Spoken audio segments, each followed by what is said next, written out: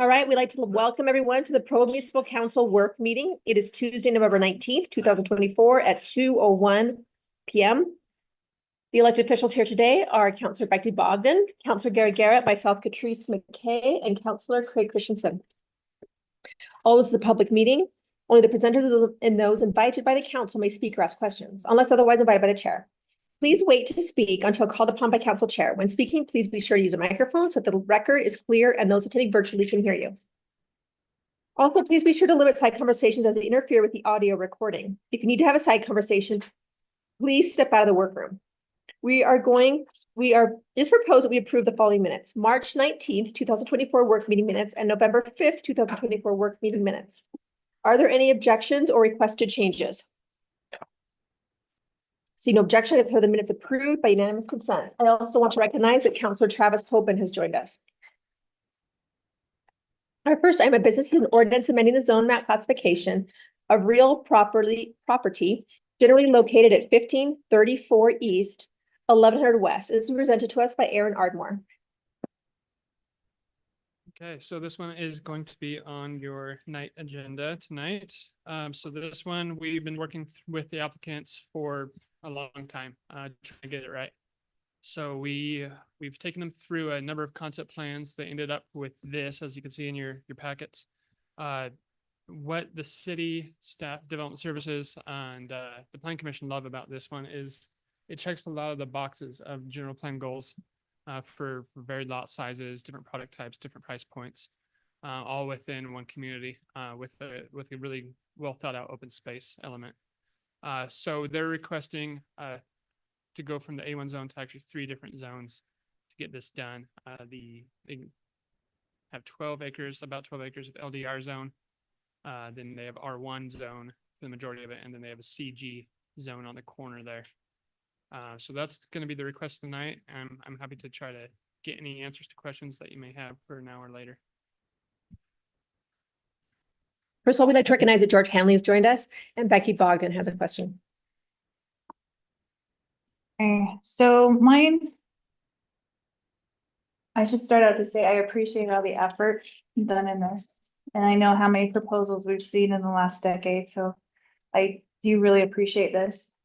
However, my constituents are very, very worried about the sewer and where that gravity flow line is going to go to and which properties it's going to affect. Do we have those purchased? Where is it going to go?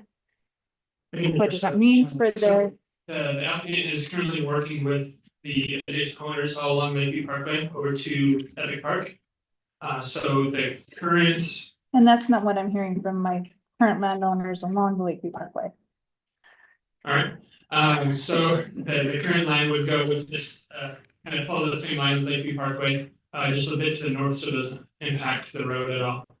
So that's the alignment that they're trying to work through right now with our Public Works Division. You'll also see that there's a development agreement coming with this one, and we've kind of protected that with a line there about no plat shall be recorded until they have that all secured. So I guess what does that mean for our Public Works team? Does that mean eminent domain? What does that mean if they don't want to sell and they don't want to give a right of way or an easement? Because I know for a lot of my farmers, easements are concerns, right? So coordinating Public Works. So the developer can't do eminent domain. I don't think the city's offering that. So it's basically their ability to negotiate with each property owner. Now I know several of the property owners have come in and said they're willing to do it. There's a couple that still seem to be holding out, but that's wholly and completely on their shoulders, and the city bears no obligation to see that through. And the property owner has no obligation to sell to them. So it's basically just a negotiation between 2 property owners deciding if they can come to a price or an agreement. And if the property owners don't come to a price or agreement, then what happens? The development agreement says the project's dead. So it's just basically they're responsible. So infrastructure never precedes, I shouldn't say never, almost never precedes development, right? Development is what puts in that infrastructure. So if we don't approve projects like this, we're not gonna get the sewer line built. They will not be able to pull a building permit or do any work though until they have solved the sewer problem that Warren's referring to. They can't solve the problem, it doesn't move forward. If there's no motivation for them to solve the problem, they can't get a development approved. Is that accurate? Yeah, that's accurate. So, so the city doesn't have any liability if this gets approved or doesn't, because they still have to do the work. So if you approve this and they can work with you now, they're motivated, there's a price point on the homes, they have the ability to make hard offers for whatever right of ways or things they have. If it's acceptable to the property owner, then they will have to bring plans, we'll review those, if those are acceptable, then they'll be built. Sewer line will be built, then the subdivision will be built, and then then they come and get building permits, so. There's, again, through this, it just allows the department owner to make the negotiations to close the deal, but we don't have to do anything, we don't have any involvement in that. So there's no, just to be clear, there's no threat of eminent domain. There's no threat of accidental building on property. There's no threat of, So if there's eminent domain, the city council has to approve it. We would come to you, but this is not a project we would see as a reasonable request of eminent domain. So you would be the ones deciding if there's eminent domain. So if anybody's asking you about it, they can't ask staff, they can't ask the developers, the city council decision. And I suspect we wouldn't do it, and there's no reason we would ever ask you to do it. So if they trespass, that's something that happens occasionally, but there's no plans to do that. So I hope that answers your question. so there should be I just want to alleviate some fears going forward for the landowners. But I don't know of anything to be afraid of other than people keep knocking on their door and trying to make them offers. That bothers them. Just a no trespass sign. I don't want to make you entertain officers, but that's again a private thing that we can't regulate. Thank you. Okay, just to clarify, Gordon, so is this just for normal sewer to the homes, or is this for sewer capacity for the whole area, or? So this area so when they were building the park, we stuck a sewer line right at the intersection of Champion Way and Lakeview Parkway, so that we didn't have to dig up the road. So there's the sewer lateral stuff right there, because we knew that eventually this property to the east was going to develop, and it all needed to drain to the lift station. We pumped up to grab the force bringing back up to the sewer plant.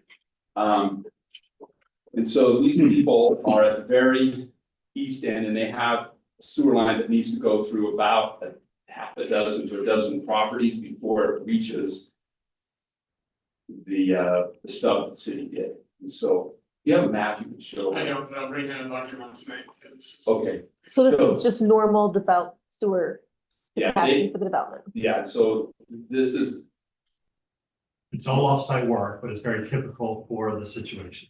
so they need to run a sewer line all the way down to the park. There's no sewer capacity here. Once they get to the park, they worked with a couple of these property owners, but there's still a gap of some they still have to work with. They've told us they haven't done all the agreements, but they're working with people. And I believe once this is approved, then they make cash offers. Now, doesn't sewer lines usually go through roads? So again, yes, the answer to that is always yes, except in a few instances.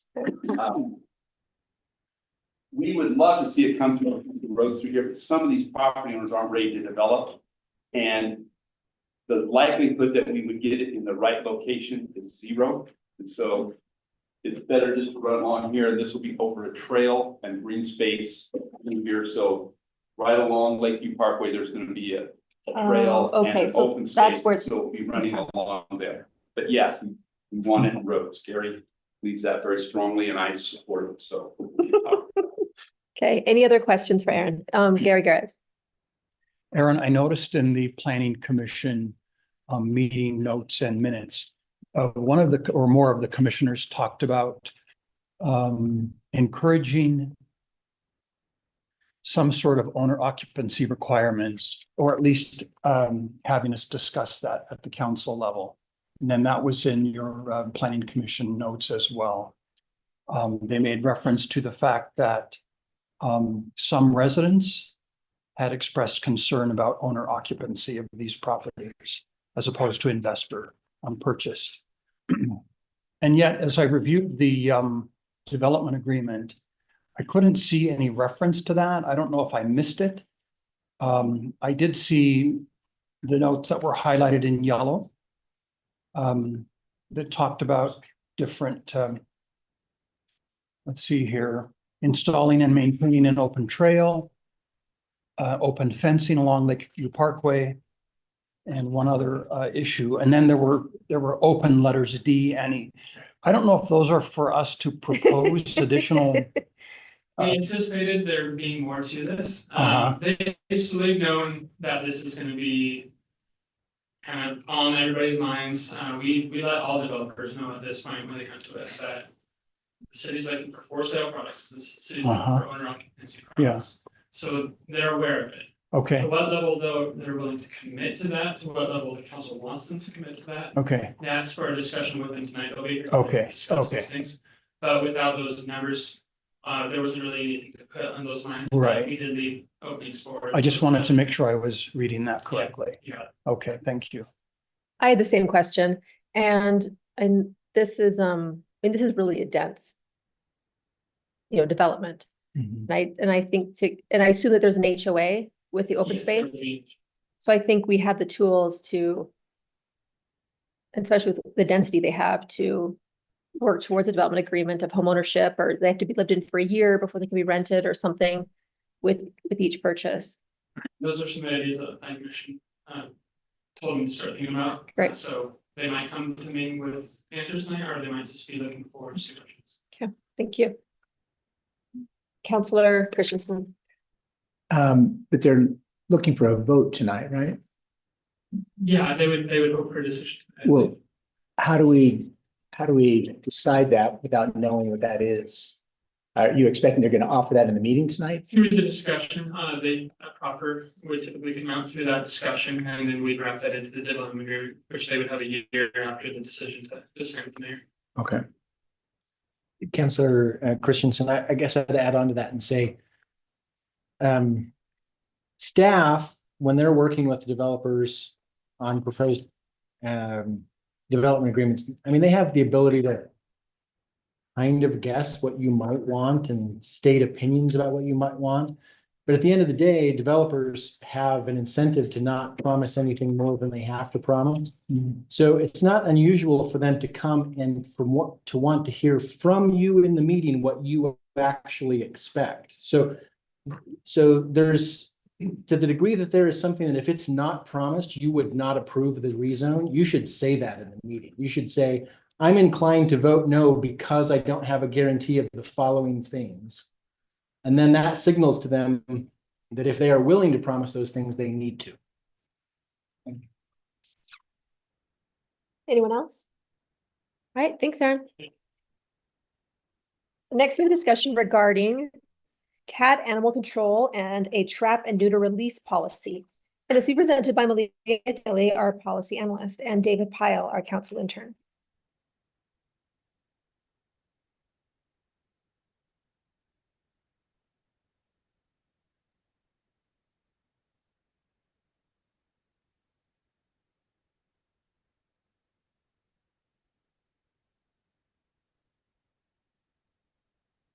Okay. Thank you, Chair McKay. And David, our intern, had to go to class today. But he, I will say, did the vast majority of the legwork on this. So I just want to give a shout out to him. And the memo that was included in the supporting materials was written by David as well. So our discussion today is about cat animal control, specifically about TNVR, TNR, a proposal and policy that Best Friends Animal Society has approached the council about discussing and possibly adopting. The council staff, we We've held initial discussions with our animal control. And then also we had I think a really good informative meeting with Best Friends and Salt Lake County Animal Control and our animal control and a counselors there as well, to kind of just get an initial discussion going. And from that, the issue sponsors of this item decided they wanted for it to come to a work meeting for a full council discussion and kind of get a gauge on where the majority of the council is at. My part in this is I'm just introducing the topic and kind of what has come to be two kind of proposals here. And then I'm going to turn the time over to Best Friends, who are going to explain TNR what this pilot program would look like for the city, pros and cons there, and then they're here for questions as well during that. And then I'll turn time over to our city's animal control officers and have them discuss. And then we built in some time as well for council discussion and to ask questions. So just to kind of introduce this, like I said, so the trap, neuter, release policy that the nonprofit Best Friends Animal Society is proposing is a 3-year pilot program to be used as the city's animal control policy for cats specifically. And they've done this in a number of other cities throughout Utah, and I'm going to let them speak to that and the success there and other cities and counties involved in that. After those 3 years, Provo City would then to decide to continue the program or not. I will say that decision is an administrative decision, as is whether we implement this in the first place or not. But the council does have some ability to pass a resolution for recommendation with the administration, or council always has budgetary options and can appropriate money for things. So, in speaking with our animal control, they would advocate for keeping the status quo and maybe possibly a code amendment as well in regards to cat animal control. Our animal control is against implementing this pilot program. I'm going to let them speak to that and their reasons for that. And they have a presentation as well. It has some good info. In discussions with them, they actually recommend a code amendment in Chapter 8, just about not making it illegal or prohibited to feed feral or wild cats in the city, just as it is prohibited to feed wild deer, elk, moose, or turkey within the city limits. So I'll let them speak to that as well. So again, I just want to reiterate, as far as council options, when we go through all of these discussions, the council does have the ability to pass a resolution recommending that the administration implement a TNR pilot program if they would like. If the council likes the code amendment, that is within our purview to then go ahead with a code amendment that the animal control officers done there. The council also has budgetary power to say, well, we would like to allocate budget money to kind of set aside to start a TNR program, and we want to begin the pilot program. So there's kind of some things there, but the council doesn't have direct action to say and direct administrative staff to tell them exactly how they're going to implement the laws and how they're going to go about that. So that's just kind of some context there. Yes. Just get clarity. So is the council option in terms of the TNR pilot program, Yeah. that's not necessarily antithetical to an amendment feeding wild deer and elk and feral cats? We can do both.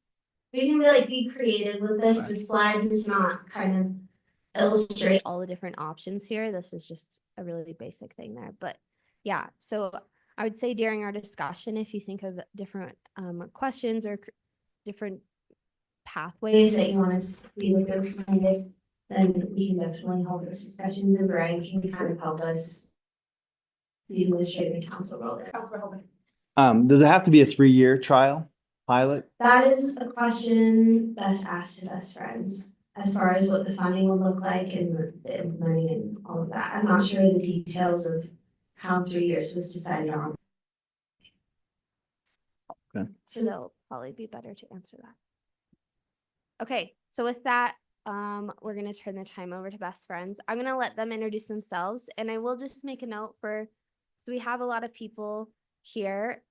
If the council does ask questions, and then if you want to answer and stay down there and not come up here, just to make sure to use the mic there at the back. Okay, perfect.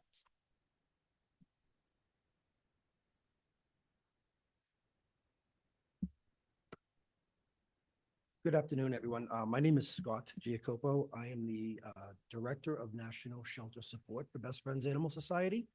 I'm going to talk to you today before we get into the specifics around the actual pilot programming, what we plan on doing here if adopted. I'm going to take you through my own personal journey with community cat programming because it is relevant to what's happening here. I started my career in a high volume animal control shelter in Boston back in the early 90s. Back then, we did not have any programs like this, and we were basically assembly line killing cats. Cats were brought in, they didn't have an owner, they weren't adoptable because of their temperament, and we just brought them down to the euthanasia room. Shortly after that, about 4 or 5 years after that, I became a state police animal cruelty investigator for the state of Massachusetts, where I got to see the most horrible things that people could do to animals, including cats. In 2007, I was appointed as chief of animal control for Washington, D.C. And at that point, they were taking in about 12 to 15,000 animals a year, saving about 28 to 30% of them, and community cats died on intake. The city had decided they wanted to implement this community cat programming, the TNR, trap, neuter, and return. It's where they return the cats where they came from. I was actually opposed to the program back then. Had seen the worst that things could happen to animals. I talked to people who didn't want these cats back, but I really wanted this job, so I took it. And I figured I would dive headfirst into the program and see if we could make it work. One of the first things I did was I started calling around the country, asking agencies who were doing this and were showing success. And I spoke to these agencies, and I found out that when done properly, it actually does work. You know, here I was thinking all along that the people that we were dealing with who didn't want these cats in their yard, they were causing nuisances. They were digging, they were spraying, they were scratching, they were doing things that people don't want to have done in their property. And I thought the whole community was like that. But then when I started looking more and more into it, I realized that I only heard half the picture. I only heard from the people who were experiencing nuisances. I didn't hear from the people who were caring for these cats. And when I started looking at the cats, these cats were coming in healthy. They weren't sickly. They weren't injured. Some of them were, obviously, but for the most part, they were healthy, free roaming cats. And I came to learn that people actually did love these cats. They cared for them. So when we started implementing the program, one of my biggest concerns were, as a city employee, I felt I had an obligation to serve the public, both the people that wanted these cats in their yard because of their caring for them, and the people that were having conflicts. So my team and I, we put a very big emphasis on conflict mitigation, where we took a page from the wildlife community, where we actually talked to people about conditioning the cats not to come back onto the property. And it turned out to be really simple. And all it really is, if you think about it, is we are teaching these cats to associate that yard with a negative reaction. We had these deterrents that we were loaning out. You know, you used to be able to call DC Animal Control and complain about a cat, and we would tell you to get a trap, or we would loan you a trap to go pick up the cat and bring it to the shelter, or we would go pick up the trapped cat, bring it to the shelter and kill him. We switched it and we started using these devices, and we were loaning them out the same way we were loaning out traps. And it was hugely successful. People were actually, with the loan program, we would loan them out for 30 days. You would leave a deposit, and we would loan them out for 30 days. And if that, at the end of the 30 days, you wanted your deposit back, you could give the deterrent back, or you could keep it. The majority of people kept it because they were saying it's working. I don't want to mess with it. We were seeing amazing success. one of the things we learned really quickly was that we weren't just going to ask people, oh, well, we'll give you a deterrent, will you take the cat back? Because they were upset. What had been happening for years and years and years. In fact, in 1929, a law was passed in Washington, D.C. requiring animal control to round up and kill all the stray cats. I got there in 2007. We were euthanizing thousands of cats a year. It was a failed program. It didn't work. Trap and remove didn't work. And when I called all these other places around the country, they were telling me the same thing. They had been doing trap and removing for years, and it wasn't making an impact. So recognizing that the individuals who were having conflicts, they were upset. They were at a tipping point. So we had to have empathetic conversations with them. We had to explain to them the problem and the solution. And we were offering long-term solutions to their problems that had never been done before. We were actually serving the public. We were providing problem solving. We were catering to those who cared about the cats and those who didn't want the cats on their property. It was hugely successful. And when I was an officer in Boston, I was assigned to the community policing unit with Boston PD. And I learned that when law enforcement looks at a community problem, they look at the problem, they analyze it, and they draft a response to it, and then they analyze the results. In animal services, we've never done that. We look at the problem, we responded to it by removing the cats or trying to remove the cats, but we never assessed whether or not it was working. And it hasn't. It never has, it never will. So if this was a crime prevention program, it would have been dropped years ago.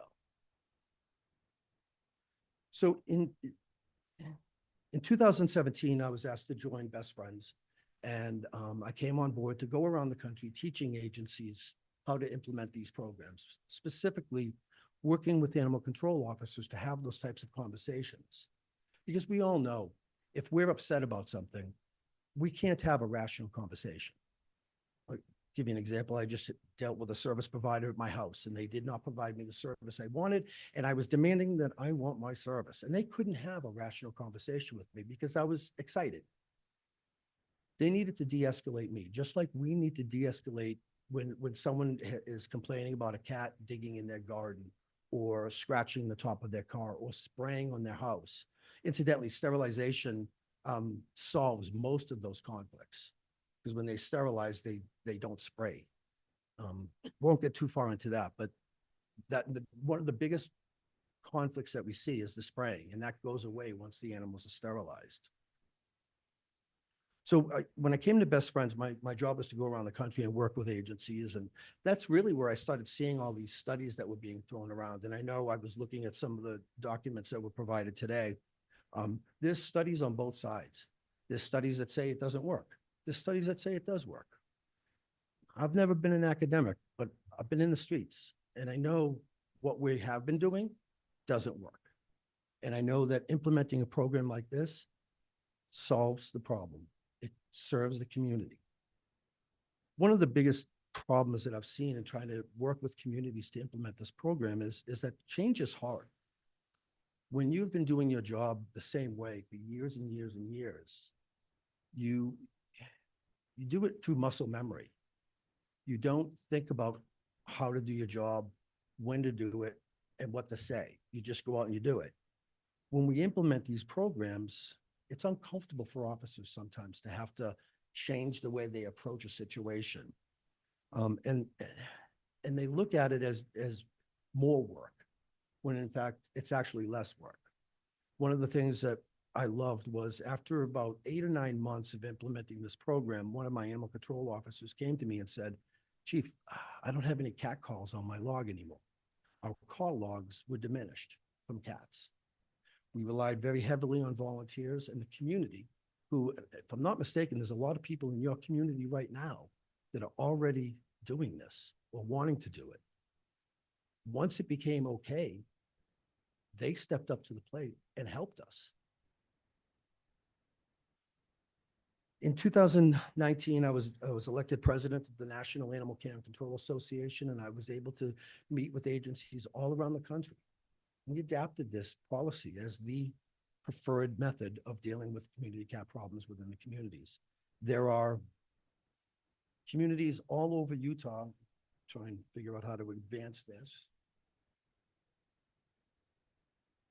And this is just a small list of places here in Utah that are doing this program, doing it successfully. We have with us today, Officer Cassandra Hope Kelsey. Did I say that right? Yeah. Okay. She's an officer with Salt Lake County. They've been doing it for years successfully. It works. It does work. So in conclusion, I just have to say that I really wish I had this offer when I was in DC. I wish Best Friends came to me and said, hey, we'll do this for the first couple of years, teach you guys how to do it, get you guys up and running, and get it taken care of for you. Because I did not have the coaching and mentoring that we are willing to offer this city and county today. With that, any questions? Any questions? Counselor Hoban. So why does it need to be a 3-year trial? Could it be a 1 year? I will let Holly Sizemore, our Chief Mission Officer, she's the one who developed the program, so. Yeah, hi, thank you. It doesn't have to be 3 years. From our perspective, 3 years, we knew there was skepticism on the side of some of the stakeholders. And so 3 years, we can usually do this and transition in a year easily. But we wanted to give Utah County 3 years because the level of skepticism was so high. So we thought it may take more time to be able to really, I think the community will be convinced in a year, but it may take a little bit longer to get the other stakeholders who are now really skeptical of the program. So we said, we just want to put our money where our mouth is and really make sure that we give the city enough time that we would pay for it so that they didn't have to worry about that side of it. And also it gives us time to help slowly, hopefully get not just, to actually gain commitment from the officers. I've helped implement these programs all across the country too. And there was a animal control officer in Las Vegas, I remember very clearly when we were announcing the program, the city had already approved it. And we were announcing it to the staff members and giving them an orientation and telling them about how we were going to conduct training. And one animal control officer looked at me and she said, "You're going to get me killed."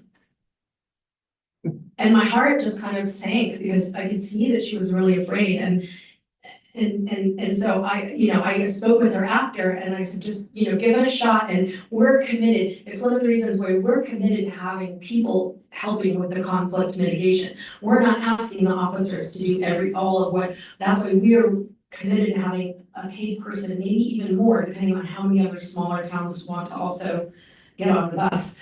But to help do the conflict mitigation, to help coordinate so that we can have the time to prove to the officers that it works so that they can see it working.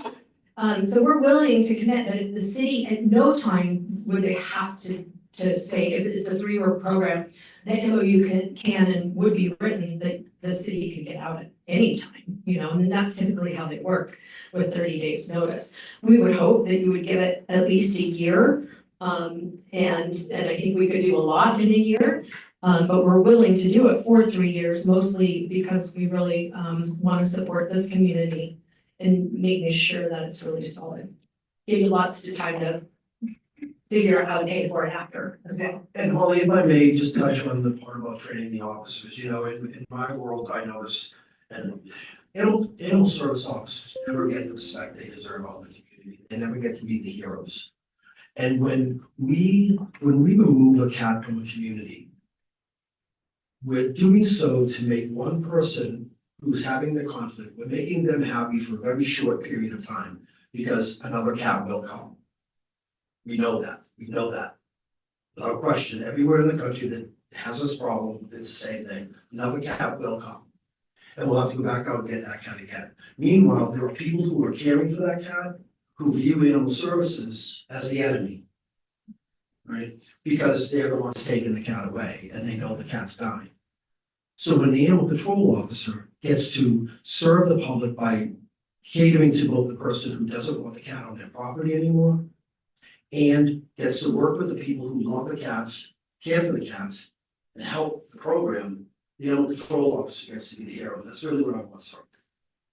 Michael has a question or has something to A say. comment, yeah, just to respond to you another time, Travis, some of the research that David found did show that it takes about 3 years to see any measurable difference in the population control. So if the pilot program was only in effect for a year, you may not see any measurable results from it. In DC, within the first 3 years of our program, we went from an 85% euthanasia rate of all stray cats to 14% euthanasia.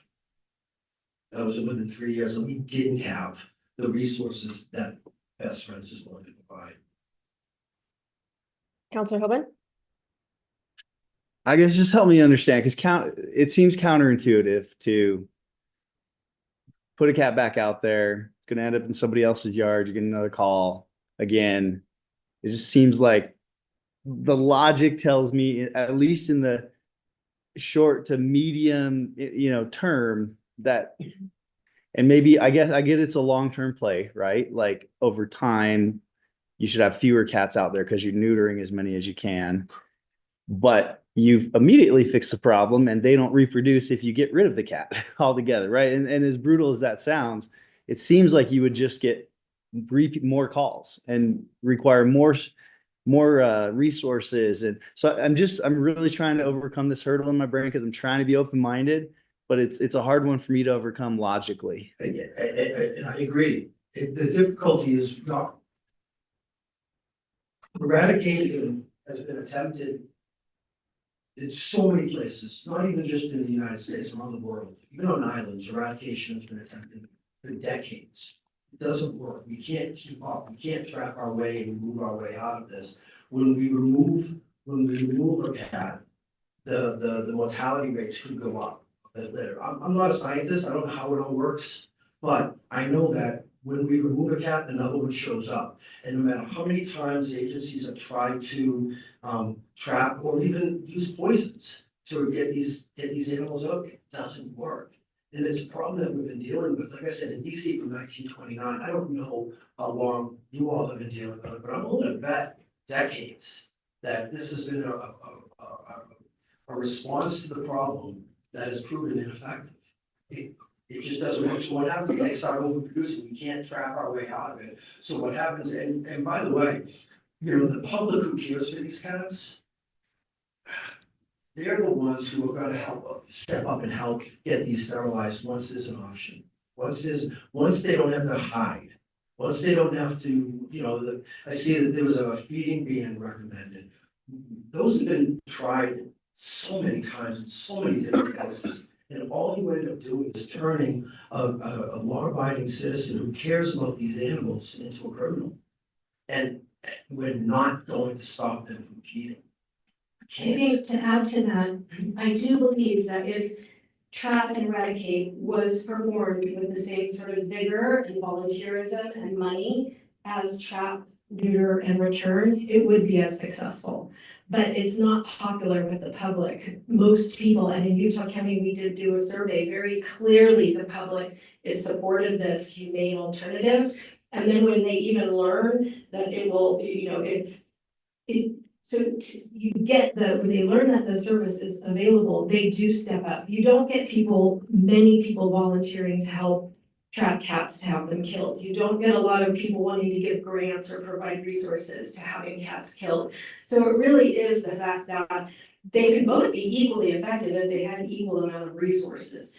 But the humane alternative tends to be far more effective because it just garners a lot more resources. Yeah, the public overwhelmingly opposes people.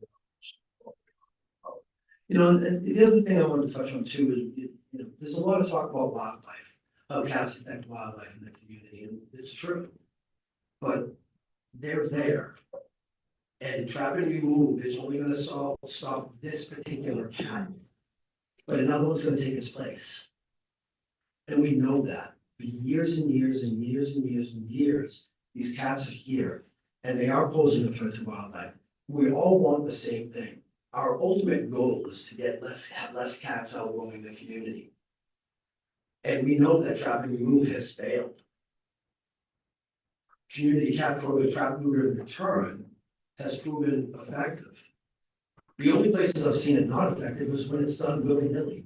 And that's, I think, one of the benefits to having an organization like Best Friends come in and to help the community do it properly, right? There are places out there that will just, whatever, when a cat comes into the shelter, they will sterilize and return it, but they won't do anything proactive. They won't try and reduce conflicts. They won't try and target and get a whole colony. Imagine if you have 5 cats in a colony and only 2 of them get sterilized. Well, there's 3 that are left behind. And that's what causes a lot of these programs to fail. When it's not done properly, when there's no conflict mitigation worked into it, when it's not targeted, when an entire community, entire colony is sterilized, that's usually where they fail. Okay, thank you so much, Scott. We now need to hear from, it's time for our enforcement or cops, whoever. We can do questions after. This is for him or? Well, it was related to. Okay, George has a question. I wanted to ask you, I've forgotten your name. Cassandra, because when I met with you, you spoke about the reduction in officer time. And that seemed to be, in my mind, a very compelling case. And I'm just wondering if you could address that a little bit and explain what your experience was in Salt Lake County about the amount of calls, the amount of attention that officers had to give to cats before and after. Yeah, and I wanted to address his concern as well with the cats continuing to be an issue. When they get fixed, the issue isn't there anymore. It's the fixing that is causing the issue. And when you get community support from the people who are feeding the cats, and they know what cats are supposed to be a part of their colonies and which cats aren't. And we don't answer nearly as many calls as we used to when the cats are fixed. We don't get the howling and the spraying like he was talking about, and those are big issues. We're not trying to, you're gonna get nuisance calls regardless, but ours have dropped significantly since 2012. We've been no-kill, Salt Lake County Animal Services has been no-kill for over 10 years now, and it has worked for us. And one thing that people don't understand is when you have animal welfare workers and they're continuously having to euthanize these animals, it's a detriment to them as well and their mental health.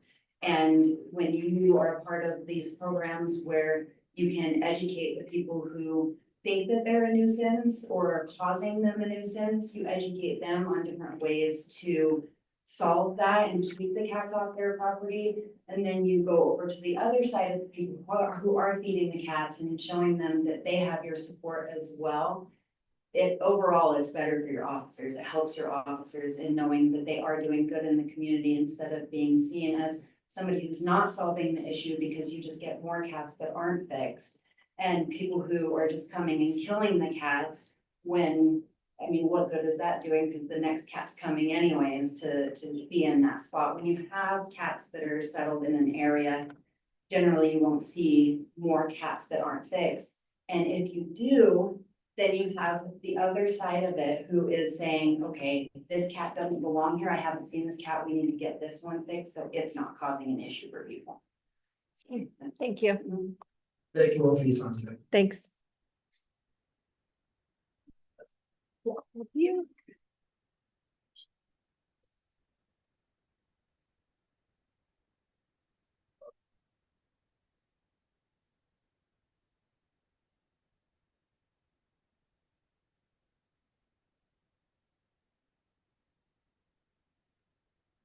Whatever the back end, I guess. Brian Wolken, I'm with Provo PD and Captain of the Special Operations Division.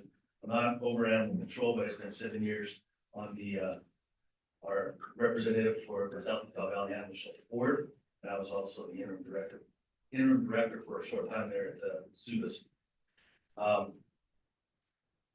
None of the agencies that participate in the South Utah Valley Animal Shelter want to participate in the TNR program. And one agency that did at one point backed out of it because they weren't getting the support that was promised to them by Best Friends. That was Santa Clara. They didn't see a reduction in cat numbers, and they were finding cats being just dumped all over the city. So they're also opposed to it. But I want to read a couple statements here, a couple quotes. In addition to the risks associated with turning cats loose to fend for themselves, there are also the dangers that cats themselves pose to native wildlife, whose welfare must be taken into account by anyone who professes to be an animal lover. In fact, cats are considered the most deadly invasive species in the world, responsible or partly responsible for the extinction of more than 60 species. The bottom line is that TNR makes humans, not cats, and certainly not wildlife, feel better. Those are quotes from PETA, People for the Ethical Treatment of Animals. We talked about polls and surveys here in Provo, and that the voters or the citizens overwhelmingly want a TNR program. And I think we've learned in the last few weeks how polls and surveys work. They're not always accurate. So these cats are invasive species. They are just indiscriminate predators. They kill everything. In fact, they don't, not like regular animals where they kill for food, they kill for fun. And they like to play with their food that they, or the animals they kill. The Western Governors Association has them listed as number 13 on their terrestrial invasive species list. The National Park Service has them in their top 5 of invasive species because of the damage they do to wildlife. The USDA, Department of Agriculture, considers them an invasive species. In fact, they said free-ranging and feral domestic cats are invasive species. Sorry, I wasn't clicking my slide here. Wait, on that slide, did I read it correctly that there was a decrease in the Yes. cat population? Let me go back, I apologize. So Malia and David did a great job of putting together all of this information. And so I'm not going to go over how the TNR program works and the surveys and all that other type of stuff. They're in there. You also have the research paper that was done by the North Utah Valley Animal Shelter, which is Forum and North. But there was a long-term study that was done. There was one in California and there's one in Florida. And it did decrease the cat population by 55%, but you can see how long it took. 15 years. So the point being, it worked to some extent, but it doesn't solve the problem. So to say that it works, yes, over a very long period of time, upwards of 20 years, only to see a 50% decrease. So over that 20 years, you still got nuisance cats out there. So the USDA said free-ranging cats, free-ranging and feral domestic cats are invasive species spread by humans. The USDA has to know something. They're the specialists in this type of stuff. The nuisance issue, and this is what we deal with the most, is the nuisance. They are a major nuisance in residential areas. They may work in places that very urban areas like Washington, D.C. just fine. Ones that have rat populations and stuff like that, they may even help. But in areas like ours, they don't work because these little predators are killing all of our wildlife. We have beautiful rivers of wetlands down here. We have the mountains and the hillsides, and we're letting these cats roam free. To me, I don't get it. Unneutered male cats, they spray urine on car tires, houses, landscaping, fences, anything. We probably all smell it at one time. They use loose soil for their latrine. It's a bathroom for anybody that wasn't military. So sandboxes. You notice kids' playgrounds nowadays aren't really made of sand anymore. And there's a lot of reasons for that. One of them is because they became sandboxes. And they spread disease. Now your kids are playing in there and adults are playing in there. And the diseases that cats spread could potentially cause miscarriage in women, pregnant women, among other diseases.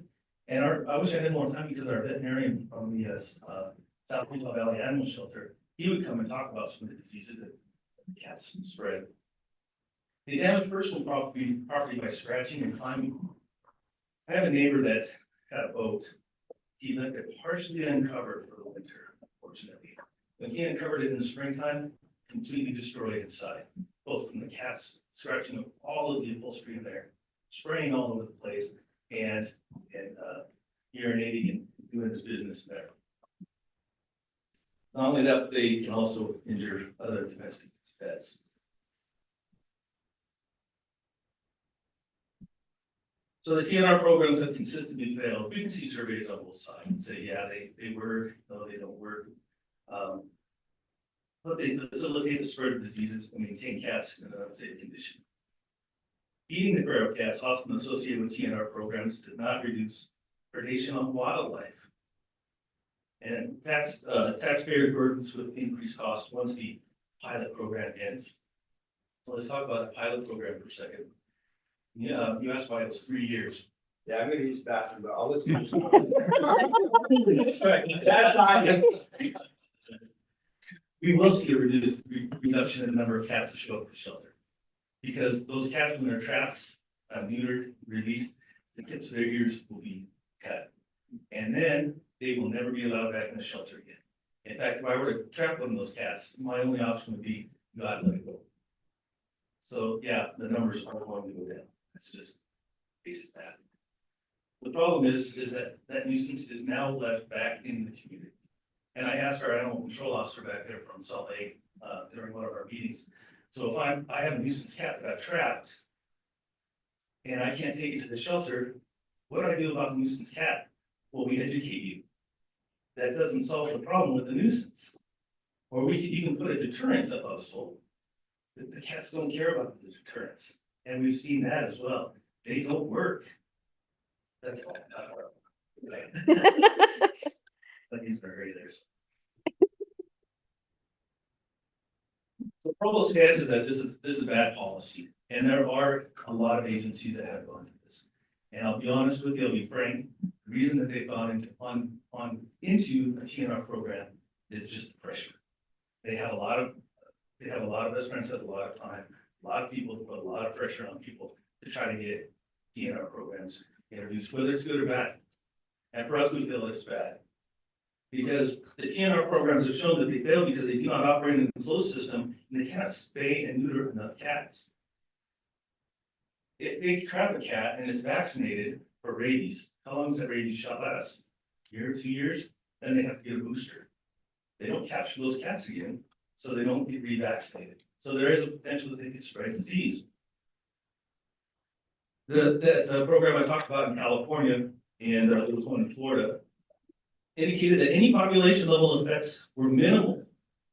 There's no plausible combination of conditions that would likely allow for TNR success in reducing population size. And then once the feral cats are spayed and neutered, they're just abandoned back in the environment and continue a feral existence. So our stance is that TNR programs is just not for Provo. It is probably maybe good for some areas, but it's just not for Provo.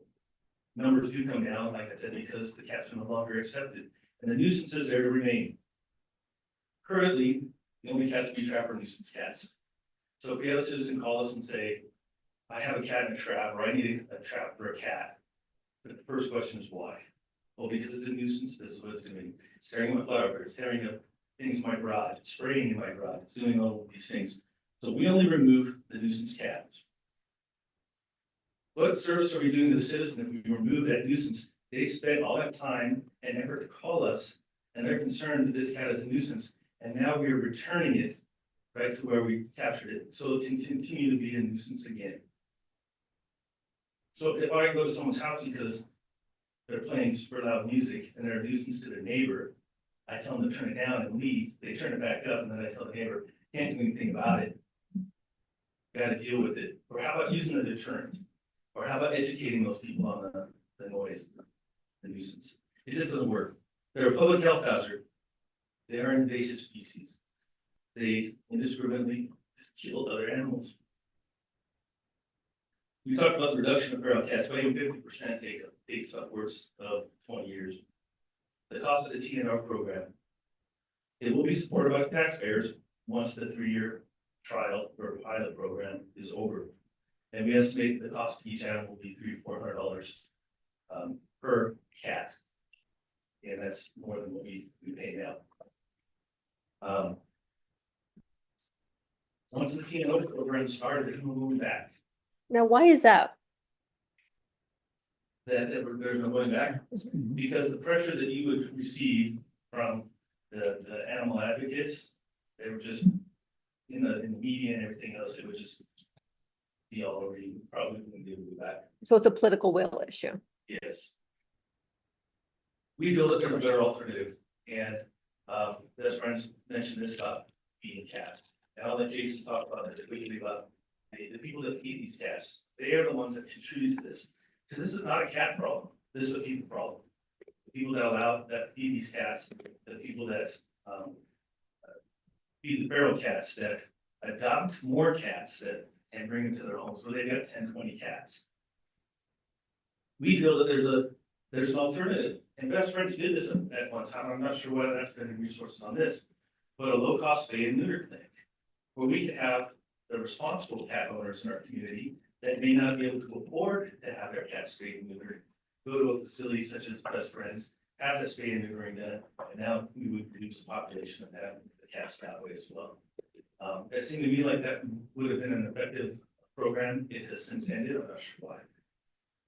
And then the TNR programs, like we said, just do not work.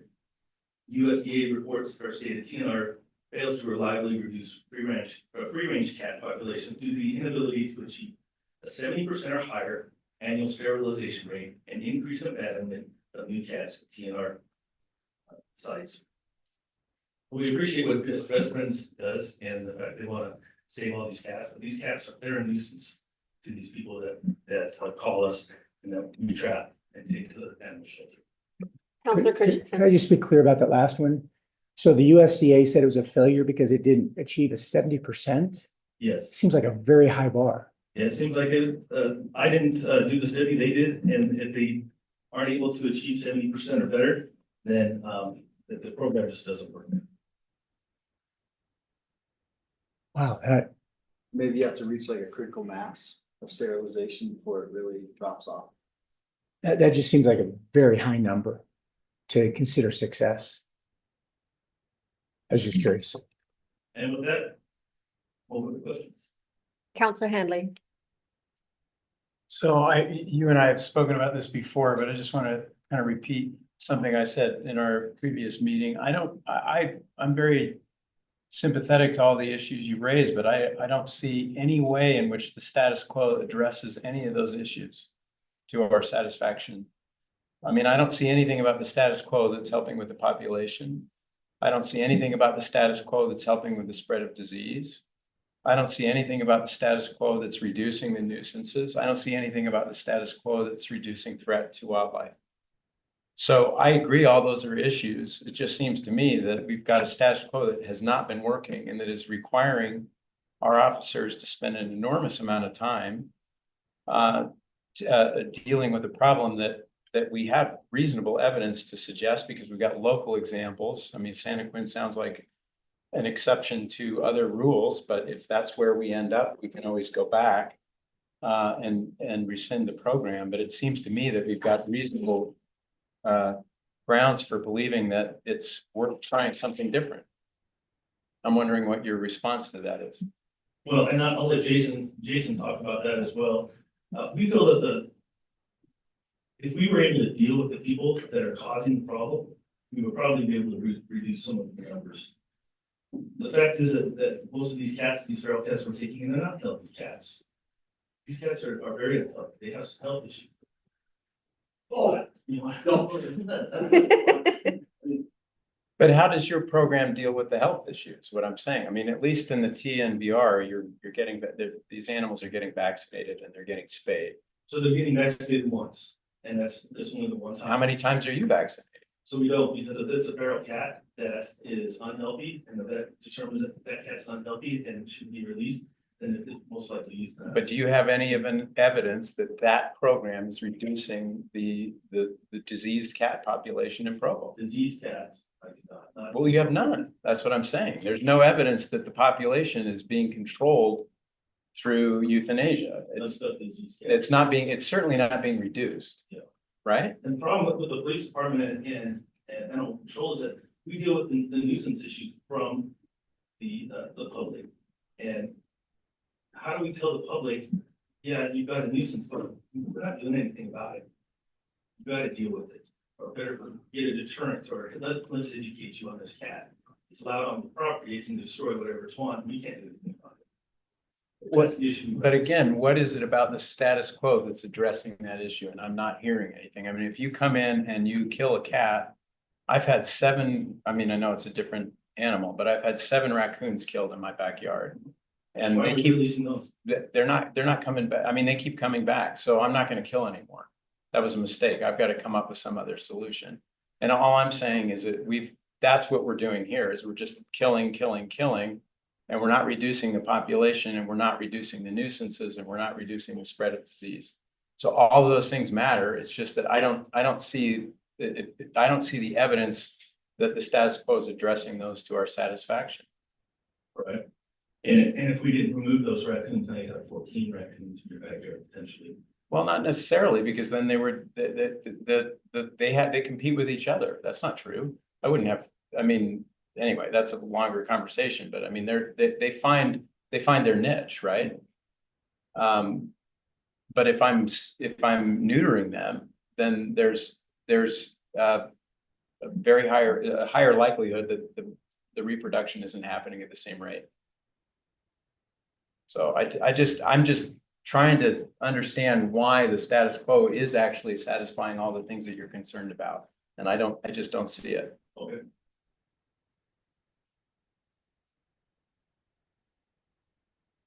If you're welcome to use this mic, or I don't know, whatever you want. Yeah. I'm Jason Swenson. I've been at the Provo City Animal Control for 2 years. Started off in animal control. I enjoy it. It's a lot of work. It's very busy days, especially with cat calls, dogs, deer, wildlife. Everything that we deal with it takes time. There's myself and there's 3 other animal control officers. We do our best to accommodate everything we have. The cat calls takes up a lot of our time. What percentage would you say, Jason, is cat calls? The percentage, it depends on the time of year. I mean, when cats are having kittens, our calls are just enormous. They're crazy. But I don't want 7 more cats in my backyard, so I want a trap to get this cat out of here before it has the babies. And then the other part is in the wintertime or fall, late fall, everybody wants a trap because they feel bad for the cat outside. Problem is everything with that, it takes time. I mean, when I say I only want to give you a trap, if it's a nuisance animal, if it's defecating in a garden or your flower garden in your front yard, and I say, there's nothing I can do, that cat's coming back because it has a dog ear. I can only imagine the amount of phone calls that, I will receive or animal control will receive that I don't want the cat there. And then eventually the public's gonna catch on that it's a dog-eared cat. Guess what? I'm not calling animal control. I'm gonna trap that cat and it's gonna go back. I mean, it's a known fact that people with their cats, you get a cat from Walmart, you get a cat online. It's great for the first 6 months, and it ends up outside, and it ends up being everybody else's problem. And it's just no different if you were to release a wild cat. What I'm trying to say is it's just, the cats are just evasive. I mean, it's just, they're killing birds in these feed stations that we're gonna feed these TNR cats. Is there like litter boxes that come with that? Because all these cats are gonna go somewhere to go to the bathroom. I mean, that's crazy to me. And not only that, you're gonna feed all these cats and more cats are gonna want in because they're gonna want the food. There's still gonna be, and the birds are gonna come. I mean, if you ever go to a cat person's house that's been feeding cats, you look around and you don't even have to really look at the smell. You look at the amount of bird feces that are on the bricks, that are on the sidewalk, because these birds drop down, they eat the cat food just as well, and then the birds end up dead because the cats wait for them to come in. So, I don't know, in my opinion, I mean, the TNR program, I don't see it working here in Provo. I don't know very many places where I could put up a feed station that neighbors in that neighborhood are gonna be okay with having those cats be here, and nothing's gonna be done about those cats being released there. Cotton released. And that's pretty much, yeah. I've seen some random cats in my neighborhood, but I've never been aware of any cat problems or that or anyone being annoyed by cat. Where are the cat issues happening? Are they in certain parts of town? It's pretty much all over town. Like I say, it just depends. I mean, the nuisance cats, I mean, the cats that are causing damage. I mean, I've seen carports and garages that somebody closes their garage, they're gonna lady down by the mall. I mean, the cat got trapped in her garage. She doesn't drive her car for 2 or 3 days. That cat's in there. It destroyed everything in that garage, trying to get out. I mean, the insulation on the garage door was completely scraped down. I mean, it was just a powdery mess on the floor. The problem is, you know, the nuisance cat is going to get somewhere. It's going to, and it causes damage, and then we get there, and we say, well, you know, I'm sorry, it's a doctor cat, I can't, and how they can program it to be, well, it's not gonna do that. This cat won't do that. Why are you saying that if it's a, has this, the ear thing? Why are we saying that if they do create significant nuisance that can be verified, that they can't be euthanized after that? Is that you're saying that's a best friends policy? Yeah.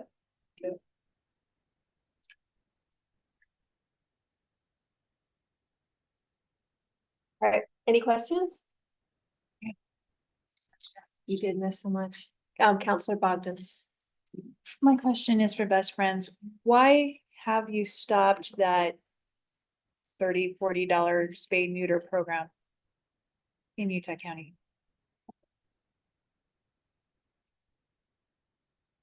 The Warren Clinic is what I'm assuming you're referring to being open to the public. So it's a great question. Thank you for bringing it up. And I'm gonna have to say, when we started, I was in charge of opening that clinic. Our original proposal was to have it at Nuvis and to provide their shelter medicine for free, as well as to provide low cost for the residents who needed it the most. Private veterinarians at that point were able to get that killed, so that we could open up the shelter. So we did then still persevere and opened it up in the you know, in the current location that it's at.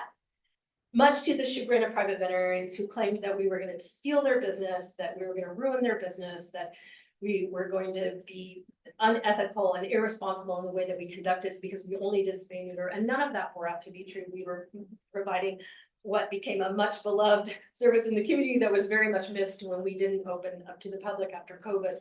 The reason we didn't open back up to the public is because our main goal right now at Best Friends Animal Society, we're a national organization, but our hometown is Utah. This is where we're headquartered in Kanab.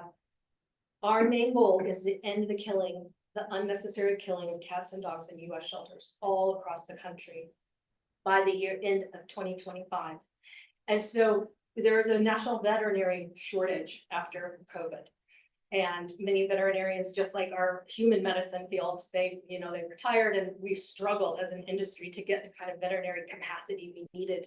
So we had to make a choice. Do we continue to provide free and low cost for our shelter partners, our rescue group partners, and the nonprofits who are supporting the community indirectly, or do we provide that service direct to the public? And because our mission is so shelter focused and focused on independent shelters, we chose to hyper focus on we still are there. We're still operating and doing those surgeries. We're just doing it for rescue groups, nonprofits, for shelters. Suvis is a shelter that takes advantage of that for the adoptable animals it has for over 10 years. And we continue to provide that for Suvis and for our shelters.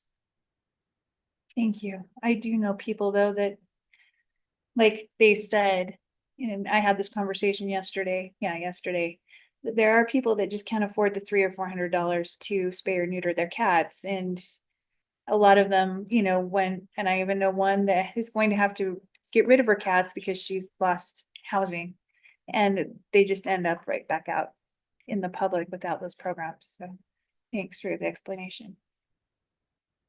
Okay, Counselor Henley. Real quick. I mean, it is your meeting, you can go as long as you want, but we're close to the end of the scheduled allotted time here. So just a heads up.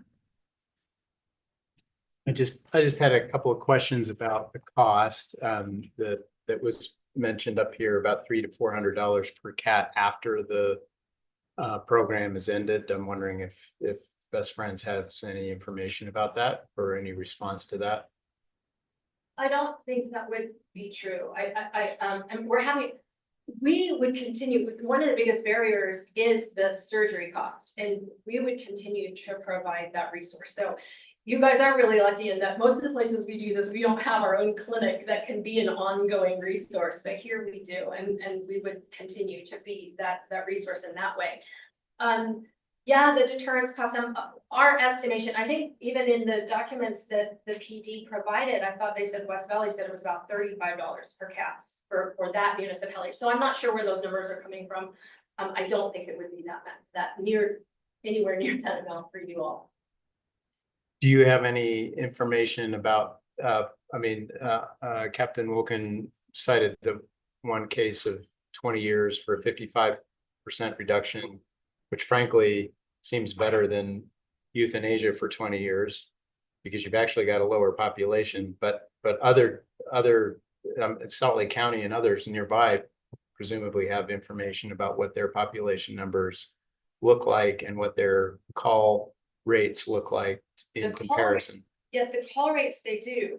The population numbers, none of us Hard really to have know good data exactly, on that. yeah. I mean, there's It's like really- data on our let's ADUs. call a spade, but we do have the animal control officers in almost every program I've been a part of. I've been a part of dozens of these across the country. The animal control officers who are out on the streets say there are fewer cats on the streets. So I feel like you really do have to look at, I think the biggest fear, it's a legitimate fear. Because right now we have a system and a policy that has catered to people who don't want a nuisance. We have educated the public that if you see a cat wandering the street, it should go to the shelter and it should be killed.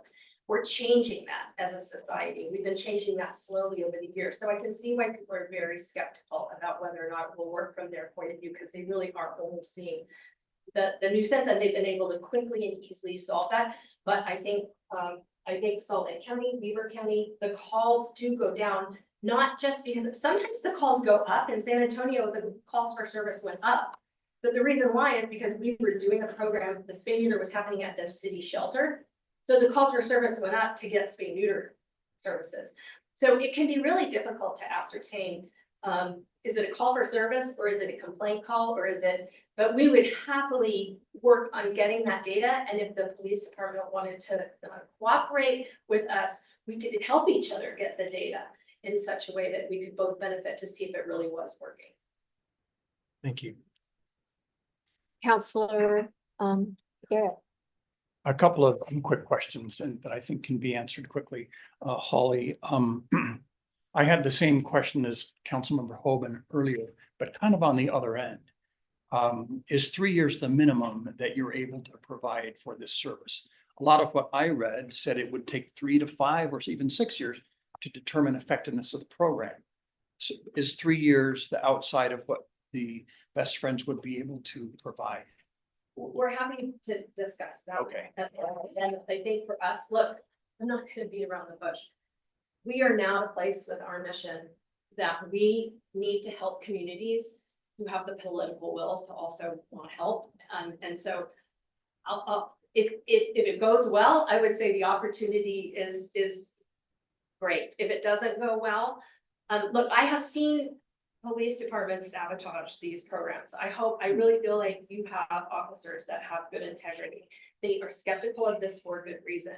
I don't blame them for that. And I'm hoping that just like that officer in Las Vegas that I was talking about, who she said, you're gonna get me killed. After 18 months of doing the program, she was the biggest champion of the program. So that's what I'm hoping, that we're gonna be one big happy family after all this. But I can also say that we really are looking at, like, why do we have our clinic here in Utah County if we're not getting the kind of contemporary animal services practices from the shelters in Utah County? Utah County is the only county in Utah that is so far behind the rest of the state. And it's gonna take the Zubas Board District, it's gonna take the NUVAS, it's gonna take the police departments, and it's gonna take you all to change that. So my other question for you, Holly, is relative to that list of cities and counties. When you say Davis County, I didn't see Bountiful or Kaysville or Farmington. Is that the entire county or just county property? The whole county, it's all the county. Davis County has a county-wide Okay. animal shelter, and the county provides that service Okay. for all of the municipalities. So it is a little confusing. So like Salt Lake County serves 13 of their municipalities. Okay. Davis County serves every municipality within their county.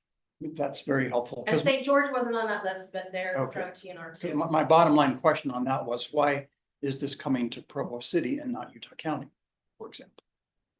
Because of the way your special service districts are Okay. run. So it has to we do did, with the we districts. did first attempt to do something with Nubis as their board. Right. They are, have in the past opposed TNR, did that paper. However, in their last board meeting, I will say, the Nubis, Yvette said during that board meeting that they would not officially oppose any individual city or town who wanted to partner with Best Friends on a pilot. Okay, thank you, Holly.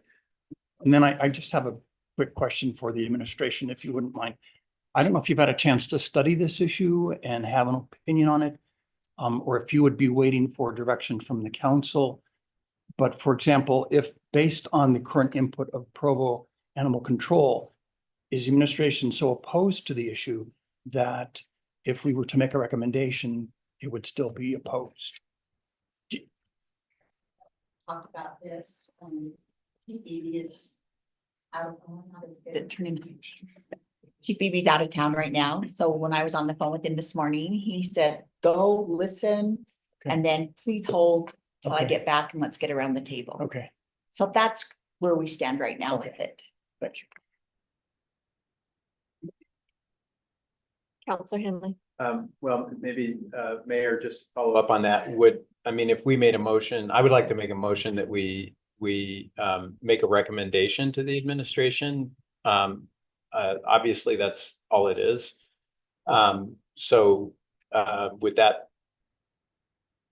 would that cramp your style, or would that create problems for that meeting? If you know that the council, again, I don't know what the council is going to vote on this, but if we voted in favor of such a recommendation, my sense would be to recommend that you sit down and explore an MOU with Best Friends for a pilot program and establish the terms of that MOU between you.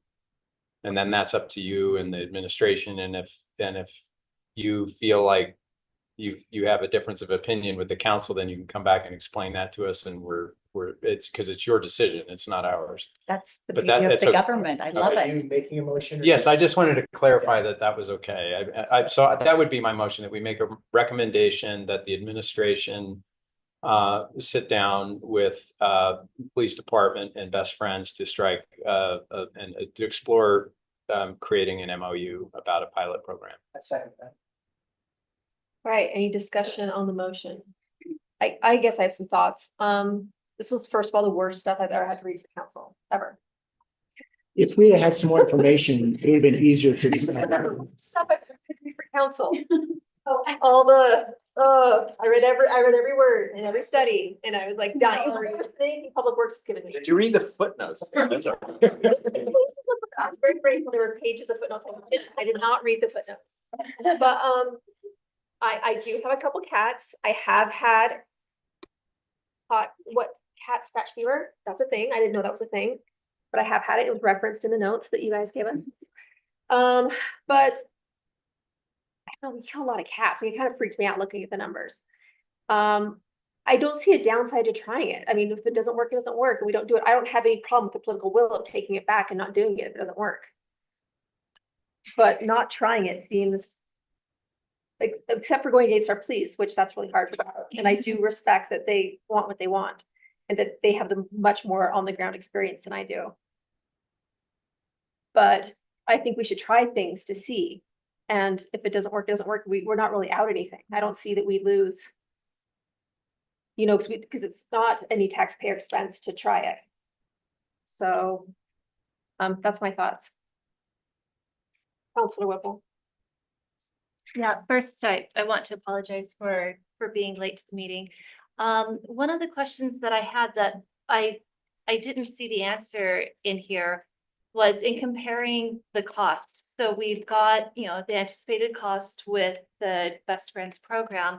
I don't know exactly what the cost is for our current program per cat that we bring in and that is either adopted out or euthanized.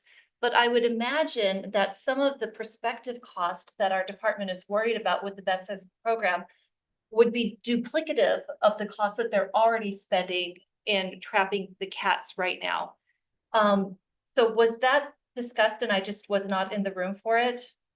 No. Okay, so this is a new question. Yes.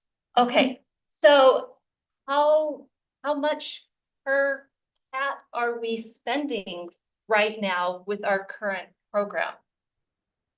Do we know that? I would have to look at the numbers. It's based on how many cats we bring in every year, animals.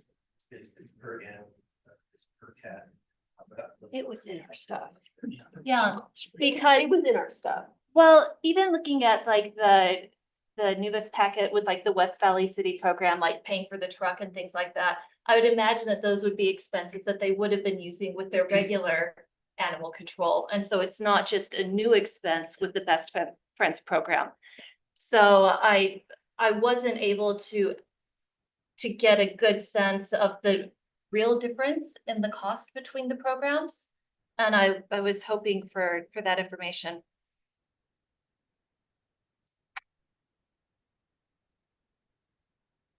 One more thought. I was unaware that cats create all the drama they do until I read all that stuff and hearing the stories. But I do think it's worth considering if we're gonna go into a partnership, that if there's recurrent calls about a nuisance cat after it's been clipped, that, you know, hey, if they, that then it could be euthanized if there's, you know, if there's a parameter, right? Like 2 or 3 with the same cat or something causing a problem in area because, you know, maybe it is one of those things like bears eat human food, you know, it's all over, you have to get rid of them. I don't know. But, so there might be some, I don't know if there's some way to work there to also take care of significant nuisances that are true nuisances. I don't know. Counselor Garrett. I think the hard part for me is that Nuvus report and study that was done. If we, as a council, out of this meeting were to request that a task force be put together to study this issue and come back with a recommendation, and they brought that report back, we would likely not support the program. So I'm having a hard time ignoring the data that was produced by that report, knowing that it could be subjective to opinions and insights, but it was fairly widespread and with good research. And there are neighbors. So it's not like it's a different community with different kinds of issues. Even the Coast Guard was against it. Yeah. So for me, that's the biggest challenge that I feel. Counselor Watkins. I have a hard time making a favorable recommendation when our police officers are so heavily against it, our animal shelter is so heavily against it, and our administration is still up in the air of whether they would support it or not. And so I'd be inclined to vote no. Any other discussion? Counselor Did the Hogan? county weigh in on this? Like, I know that there's other cities and departments in the county that have tried it or, you know, didn't want to try it, but has the county I holistically? didn't reach out to the county, so I don't know their opinion on that. We did talk to Subas, they were in one of our meetings, so that is the special service district, the animal services district that we are a part of. And their board and director are against starting the pilot program.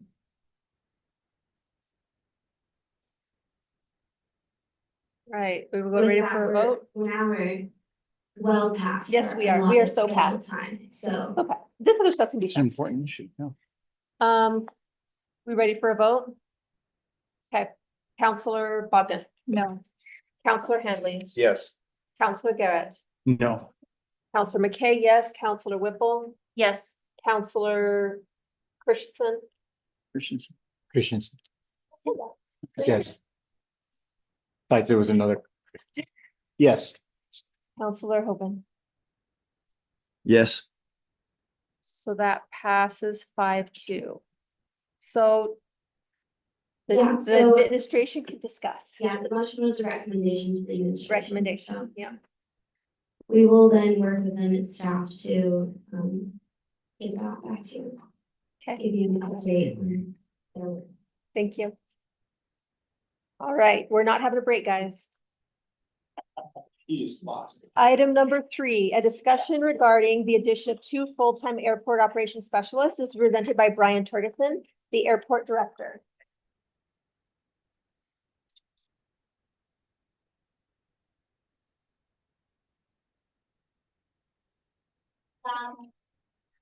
Well done. Sorry. Thank you.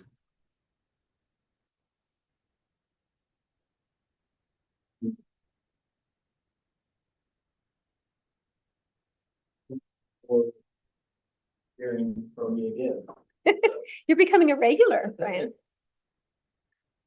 Since we're teed up to go with them, so.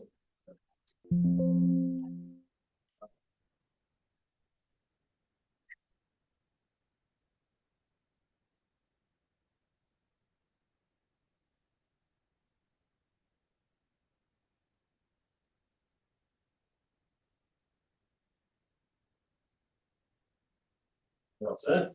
I'll say you got the clicker. Perfect. So I'm here today to request appropriation for 2 additional airport operations specialists.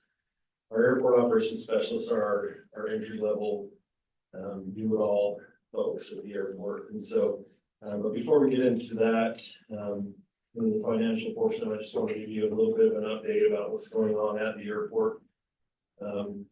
So as you know, we've been busy. We have 3 airlines now at the airport, serving 15 nonstop destinations. Multiple airlines serving several of those.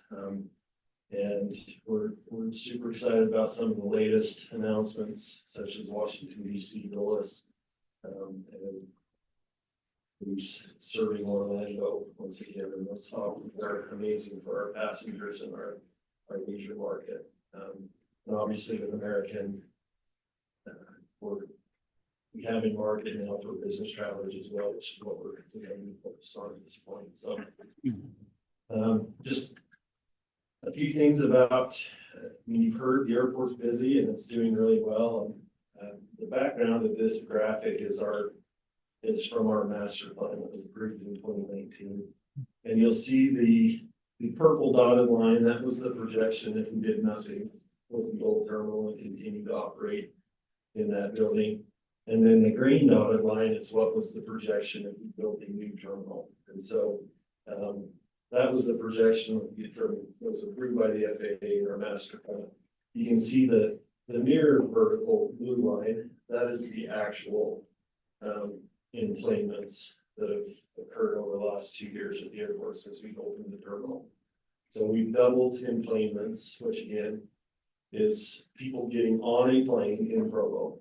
And so total passengers are roughly double enplanements. So in 2023, we hit 414,000 enplanements, so roughly 840,000 total passengers through the building. So, and you'll see that we weren't expected to hit those numbers with the new terminal until 2035. So we're 11 to 12 years ahead of what was projected for operations in the new terminal. So this is kind of just another view of what that looks like. We're starting to see, we've been open long enough to see the seasonality of passengers. We're coming out of a seasonally low period, which is August and September, and into our October, November, December, which are our high points in the year. Just another look at the total passengers over the last 3 years.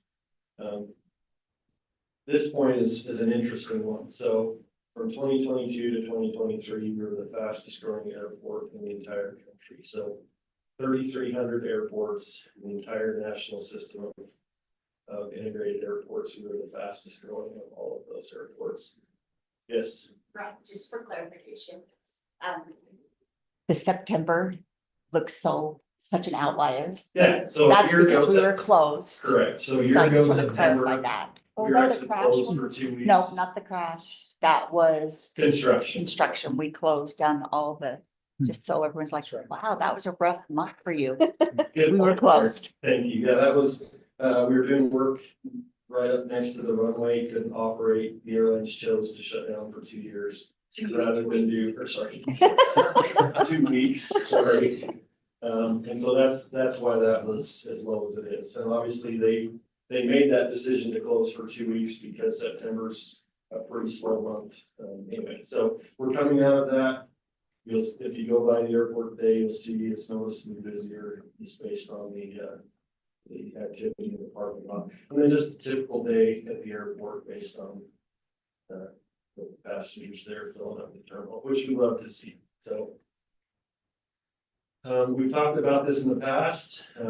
You've seen this graphic before. We have a new airplane to put on it with the American Eagle plane. So just as a reminder, our index, which is essentially our obligation to provide aircraft rescue and firefighting at the airport, is based on length of aircraft, which is a strange metric, but that's what it's based on. And then number of departures per day. And so we've been inching up to index C, which you can kind of see illustrated there at the bottom is more manpower, more equipment. We are essentially there. Thought it might happen earlier in the year. Probably would have, but Allegiant's Boeing aircraft, they can't get them for some reason with what's going on at Boeing right now. So that was slowed a little bit, but Breeze has actually increased their operation significantly to where we're essentially at our index C moving forward. So again, that impacts our requirement for firefighters. If you remember that as we talked in the past, a way to try to provide that firefighting requirement as efficiently as possible, we've done a cross training with our airport operations staff so that we can have double coverage. We have one of the 3 full-time captains that are stationed at the airport on shift basically at any given time, and then we are filling in 8 shifts a week with airport operations staff to fill up that second position. This is just a quick snapshot of what our operations schedule looks like. So we found that we are needing a minimum of 3 operations staff on airport at all times. And that's one of them is essentially in the terminal assisting with security and keeping things sterile, assisting the police officers that are on duty, answering questions, checking soda in through for our concessionaires, those sorts of things. And then we've got 2 others that are we have an on-call phone, which turns out to be pretty much a full-time position, just answering phone calls if people can't get out of the parking lot or any. And may even be up at Duncan or anywhere else on the airfield that needs to be escorted or whatever. And then we're finding more and more at night, and we need someone dedicated to kicking people off of the curb that are parking and not waiting for someone to get off the plane. So they're going up the curb, and so we're doing parking enforcement and those sorts of things. That means we're getting busier. So yeah, it's a good problem to have. It's not going to Breeze, and they kind of feeling bad for ourselves a little bit and said, "Oh, sorry, you're growing. You're good." The dream of every airport manager out there, right? So pretty hard to complain, but basically add that to, as I mentioned, 8 ARF shifts per week, and then with American Airlines starting their first flight out at 5:20 a.m., our guys start at 3 a.m. And oftentimes they're coming in the building as our guys from the night before are leaving, and so we really are at a 24-hour schedule at this point. So that turns out, if you add that all together, we're about equivalent to 14 and a quarter full-time employees.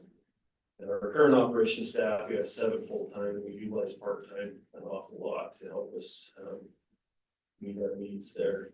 So the request is to add 2 additional full-time operations employees to the airport to help us meet those needs, and to continue to meet the needs of ARF as well as we transition to that index C.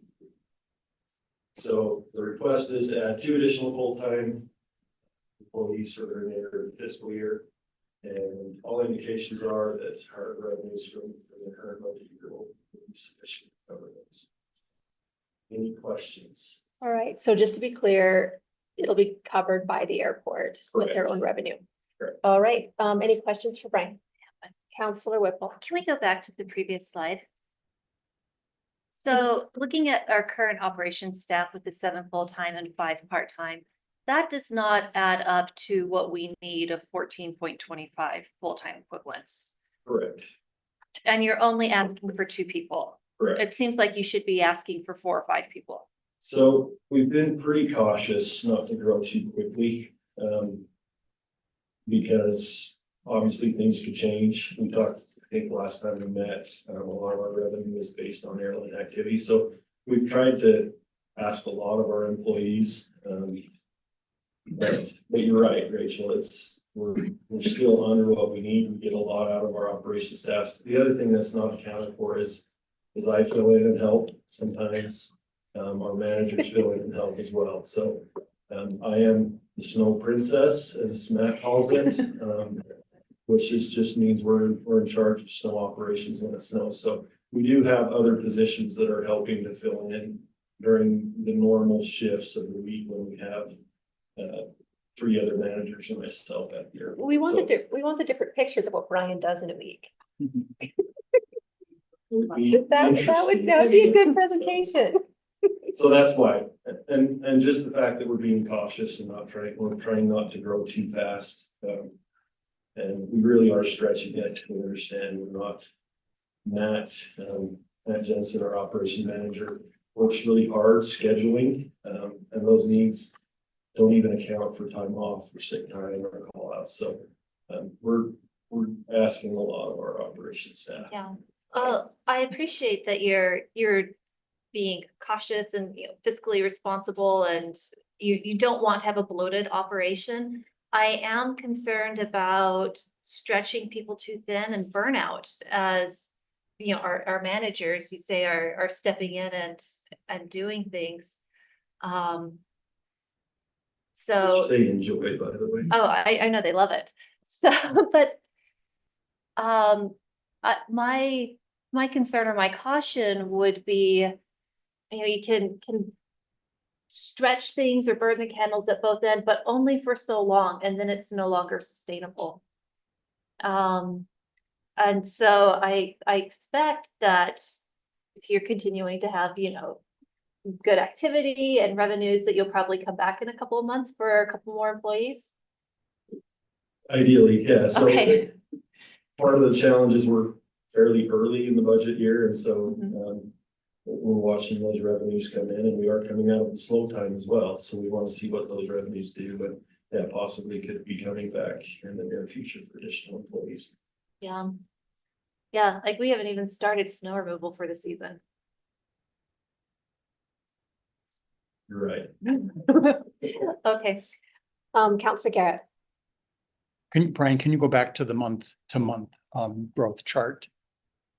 Is the reason that this chart is relatively flat because we are at the capacity in terms of daily departures and arrivals? In other words, we won't see growth here until we add departures. Is that correct? So I cut off the first 12 months of this, which was okay, incredibly steep. But yeah. But now we're we've basically at stabilized capacity. because we are at capacity. Okay. Correct. And is in the parking, is it 30 minutes free?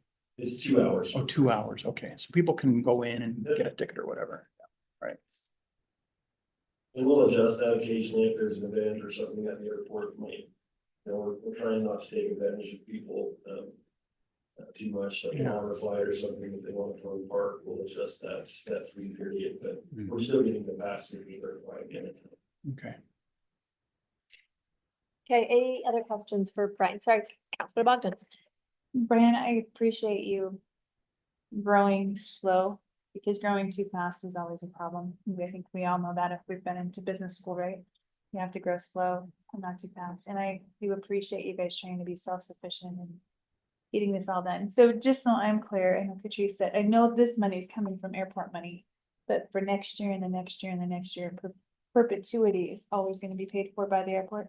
Perfect. The last 2 years, we've actually had a revenue surplus over and above budget. And so we see that continuing. I appreciate that. Thank you.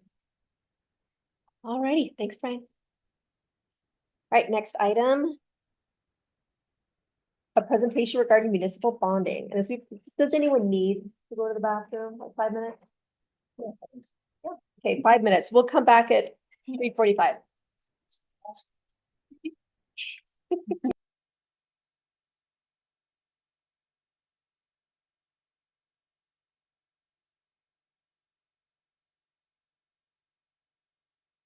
Recording stopped.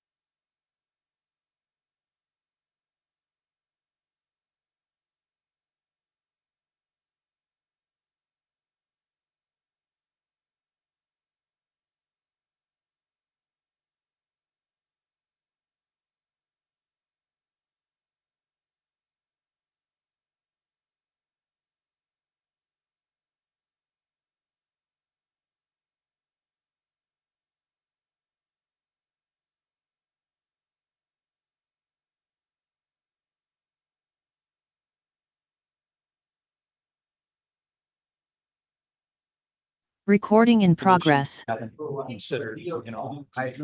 All right, Because I don't see item this number black and 4, white. a presentation, Craig,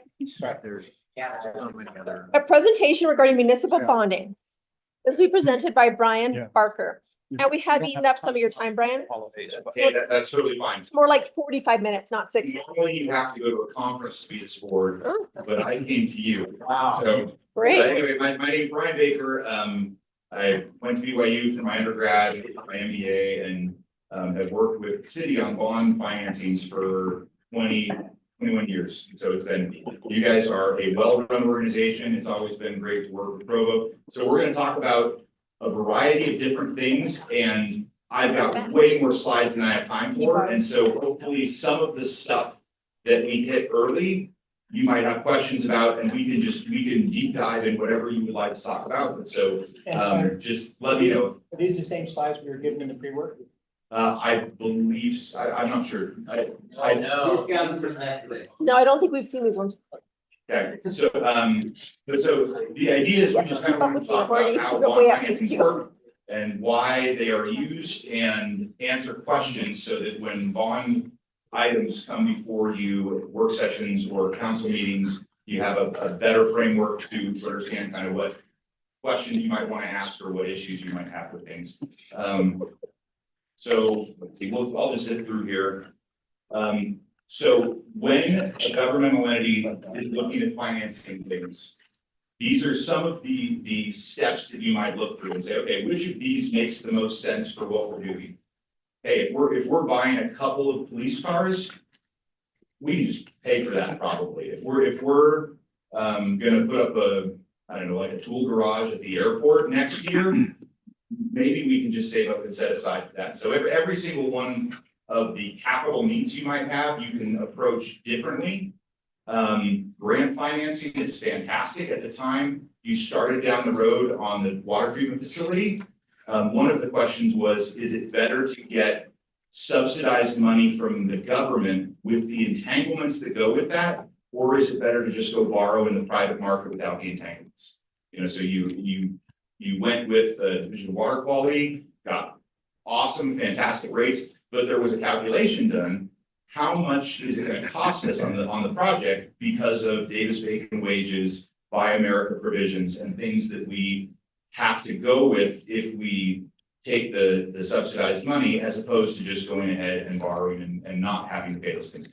And there are entities in the state that have done that same calculation for their projects, depending on where they are, and they've said, you know what?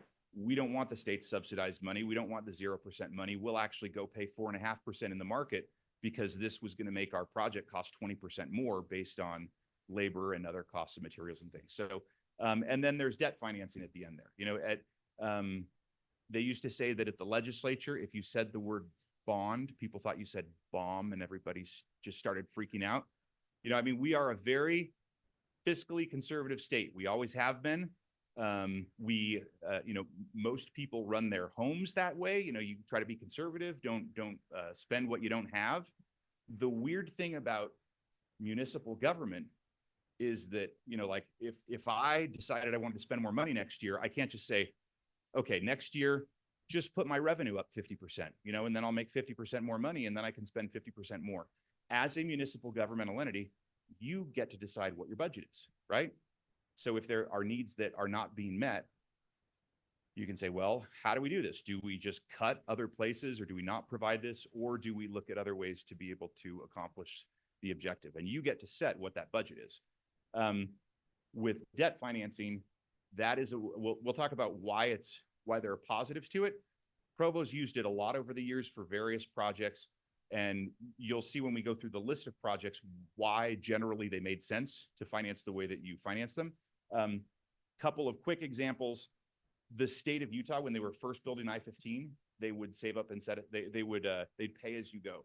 Every year, they might put like $700,000 in the state budget for I-15 construction. They'd send the crews out. And when they got done with the money, they were done building for the year. That was it. And then they'd come back the next year when they had more money. You can see that's very, very inefficient. Back then, there wasn't a lot of interstate commerce. It didn't matter that much. Nowadays, if you tried to do that with like a major arterial road or with a highway, absolute disaster. It doesn't work. Save up and set aside.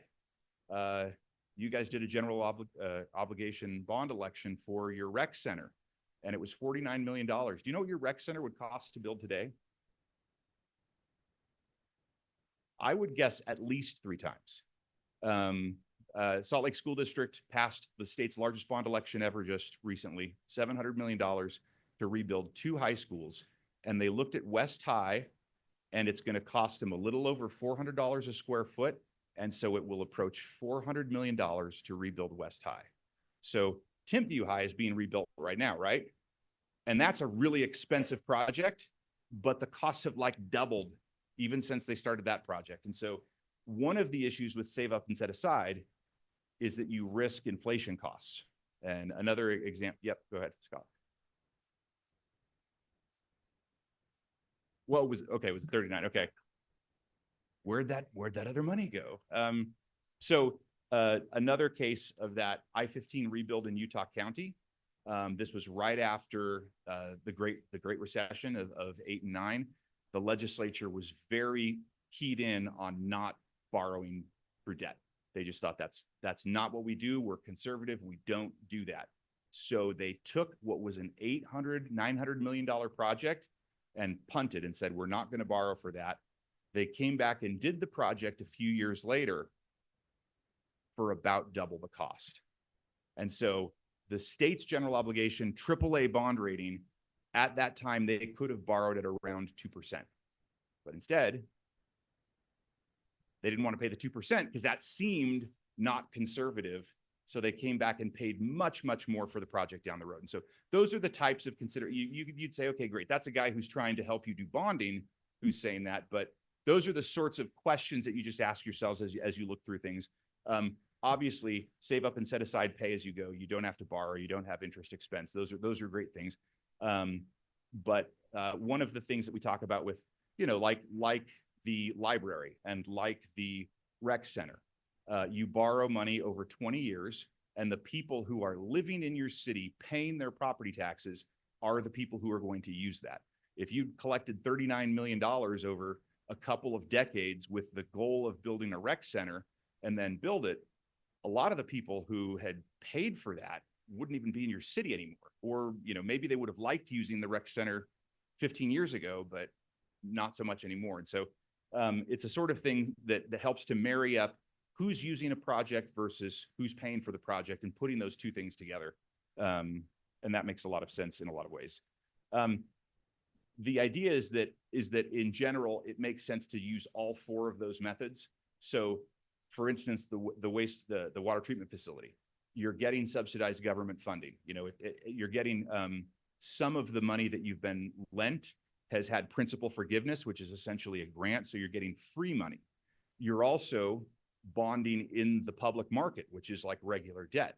You're also using, reserves and things that have been built up annually or over the years to also help fund some of those costs. And so you're putting them together in the way that makes the most sense for your project.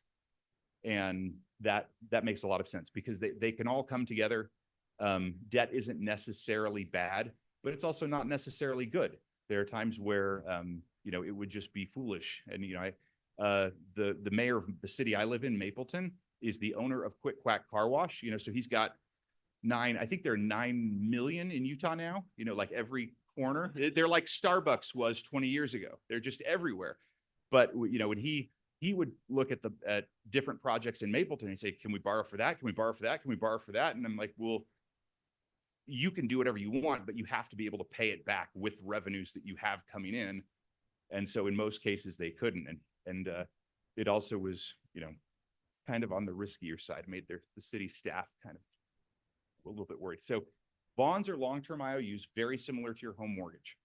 One of the only differences is that while your home mortgage usually has one rate that applies to all 30 years or 15 years or however it's structured, a municipal bond usually has a different interest rate for every principal payment along the way.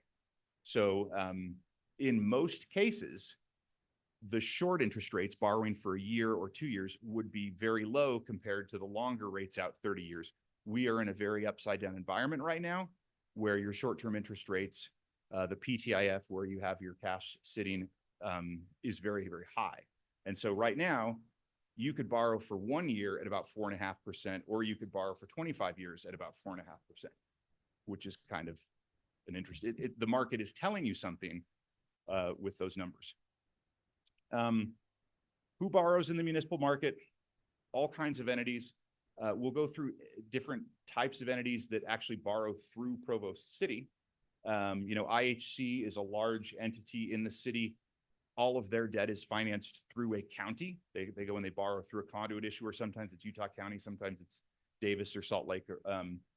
But so anyone who's trying to finance infrastructure, it makes good sense. If you think about rate structures for all of the enterprise funds that you have, and if you said, okay, we have a once in 20 years capital project, do we raise rates to just hit everybody so that we can pay for that project? Or do we build it into our rate base and pay for it over time so that we don't have to increase our rates 900% for a couple of years? You schedule it and you do analysis so that you can figure out how to minimize the impact to your ratepayers. Yes.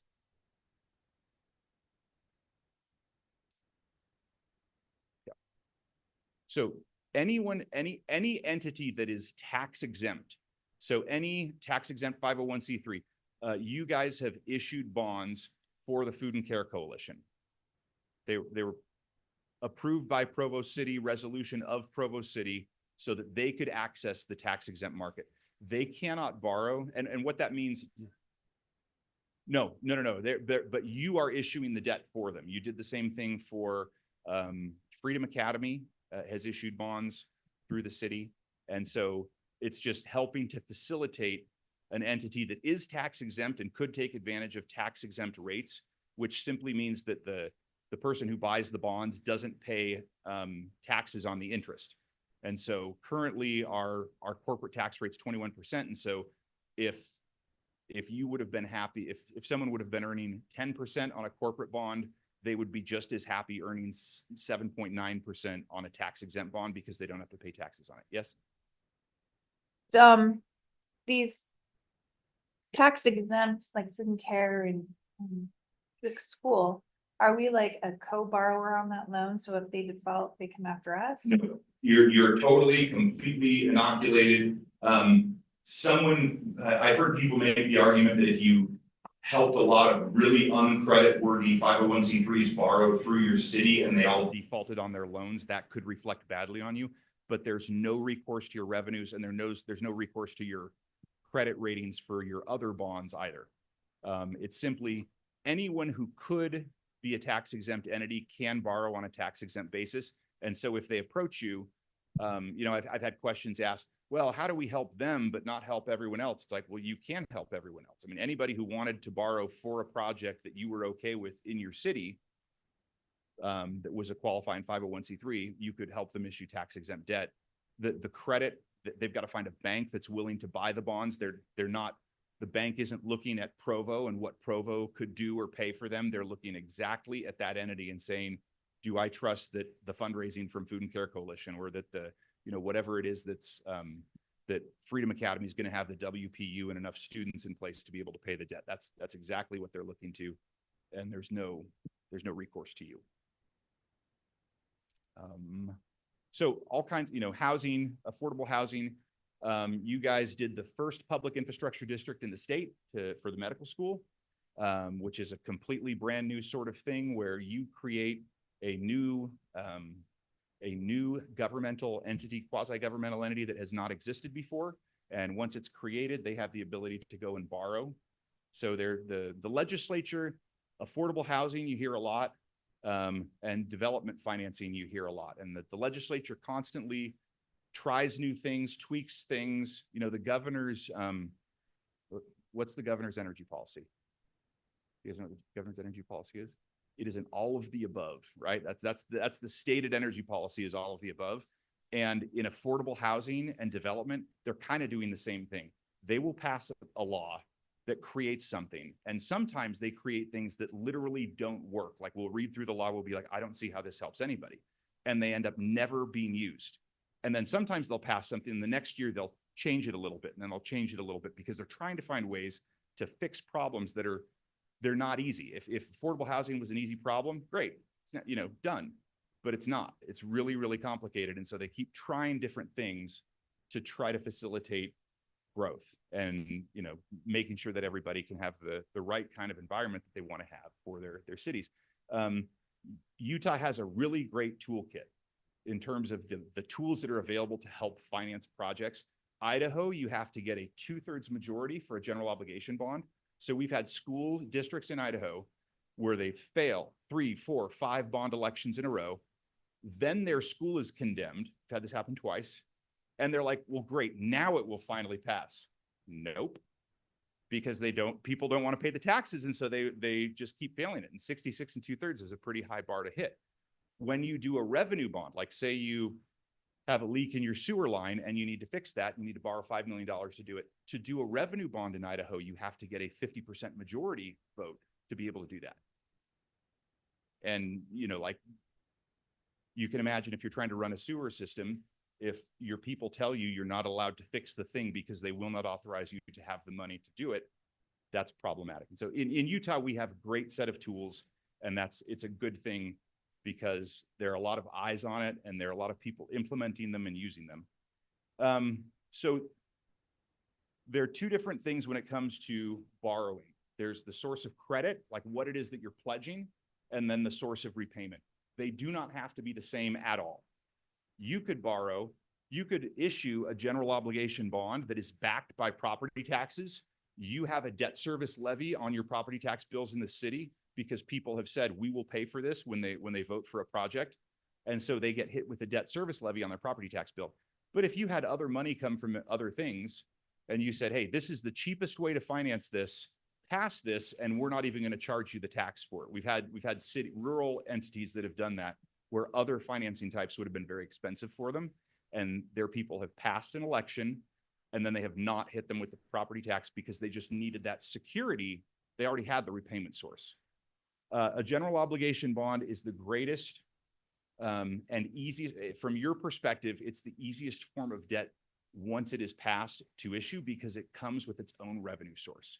The people have said, you will be able to tax us unlimited amount in order to pay the debt service payments. They used to call it the golden handcuffs because theoretically, if every single person in Provo City moved out except Scott, and there was a general obligation debt payment due, they legally have to increase the rate on Scott's house to be able to make the payment.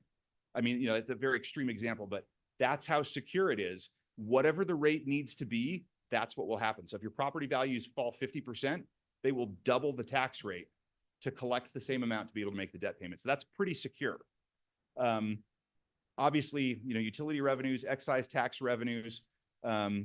In the past, the city has issued general obligation bond for roads. You do like a small $5 or $7 million election and say, listen, everybody in Provo is telling us they got problems with the roads. Here are the 3, 4, 5 that we're going to fix if you will pass this. And people would say, you know what, and we've seen this over the years, when someone feels like they know and understand exactly where their tax dollars are going, they are much more inclined. That's why school district bond elections pass all the time. I don't necessarily know what any of my federal tax dollars are going for. I don't necessarily know what my state tax dollars are going for. But if someone tells me for $180 a year, you can have a rec center in your community, then I can weigh that and say, oh, okay, I'm good with that. That's fine. And I feel good about it because I actually know where that specific amount of tax revenue is going. Special assessment bonds. These are developer type financings. Vineyard, their RDA down there on the old Geneva Steel site, used that a lot where you basically have nothing there and then you put a tax increment in place that will capture the incremental revenues that come in as development occurs. And so you create a huge new amount of value there. And then those tax increment revenues are used to pay back these sorts of financings. These become tricky because a school district would say, wait a minute, like most of that tax revenue would go to us. I don't know if you feel comfortable about that. And so you'd have these taxing entity committees that would meet and argue, and the school district would usually say no. And then the legislature started passing things that would kind of take the school's ability to object out of it. So there's the HTRZ, which is a housing transit reinvestment zone. And if you get one of those created within the perimeter, close enough to a transit hub, which you guys have here, you know, I mean, with your Provo frontrunner stop, then they get to collect 85% of the incremental tax revenues that come in for a 20-year period. And there's nobody gets a say in it. It's just done. So, so that's the sort of stuff where you have this back and forth between the needs of the development community and balancing all of the priorities and who has a say. Let's see. Here is a list. Oh no, okay. Actually, this is out of order. Let's do this first. No. Okay. So when you're going to issue debt, you figure out, okay, what is it that we're going to pledge? We'll talk a little bit, well, we probably won't, but about credit ratings. Like your credit rating, if you said like, what's Provo's credit rating? I would say, well, your general obligation credit rating is a AA+. But the more specific question is, what specific bond are you talking about? Because you have lots of different types of bonds outstanding, and some of them don't even have credit ratings. And the credit rating is based off what it is that you're actually pledging, not whether they like Provo or not. It's a pure judgment on the legal technical document and what it is giving the investor access to, and what are the legal provisions that protect that investor, instead of, does Provo run a good wastewater system or not? You know, instead it's how likely is it that there's any chance I don't get paid? So if you need people's vote, then you have a bond election, and then you either take the bond and you go the public market route, which is what you are doing with, I think $29 million of wastewater revenue bonds. You have a resolution on the agenda tonight. And then the other portion of that is going to Division of Water Quality, which is a $7 million portion. And you could consider that a direct purchase, where your purchaser is the state, actually. But in many cases, like for smaller financings, you did a small tax increment financing to fund the Covey Center when that was originally done, and Wells Fargo was the purchaser. But you know, there's no credit rating. It's just a very small financing where you can bid it out to different banks that are local and regional who would be interested in purchasing your bonds. And it's a simple process. Yes.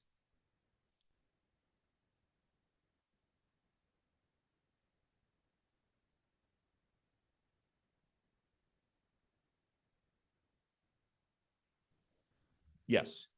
Yeah. And they'll need to see what do the payments look like, and what are your current revenues? And then especially for like a wastewater or an electric or water system, they'd say, okay, well, hey, these are what the revenues are now, and they don't look great, but we've got a 5% rate that the council's already put in place that's going in, you know, in June. And then next year we're doing 5% more, and kind of, no, I don't. Jimmy knows everything, but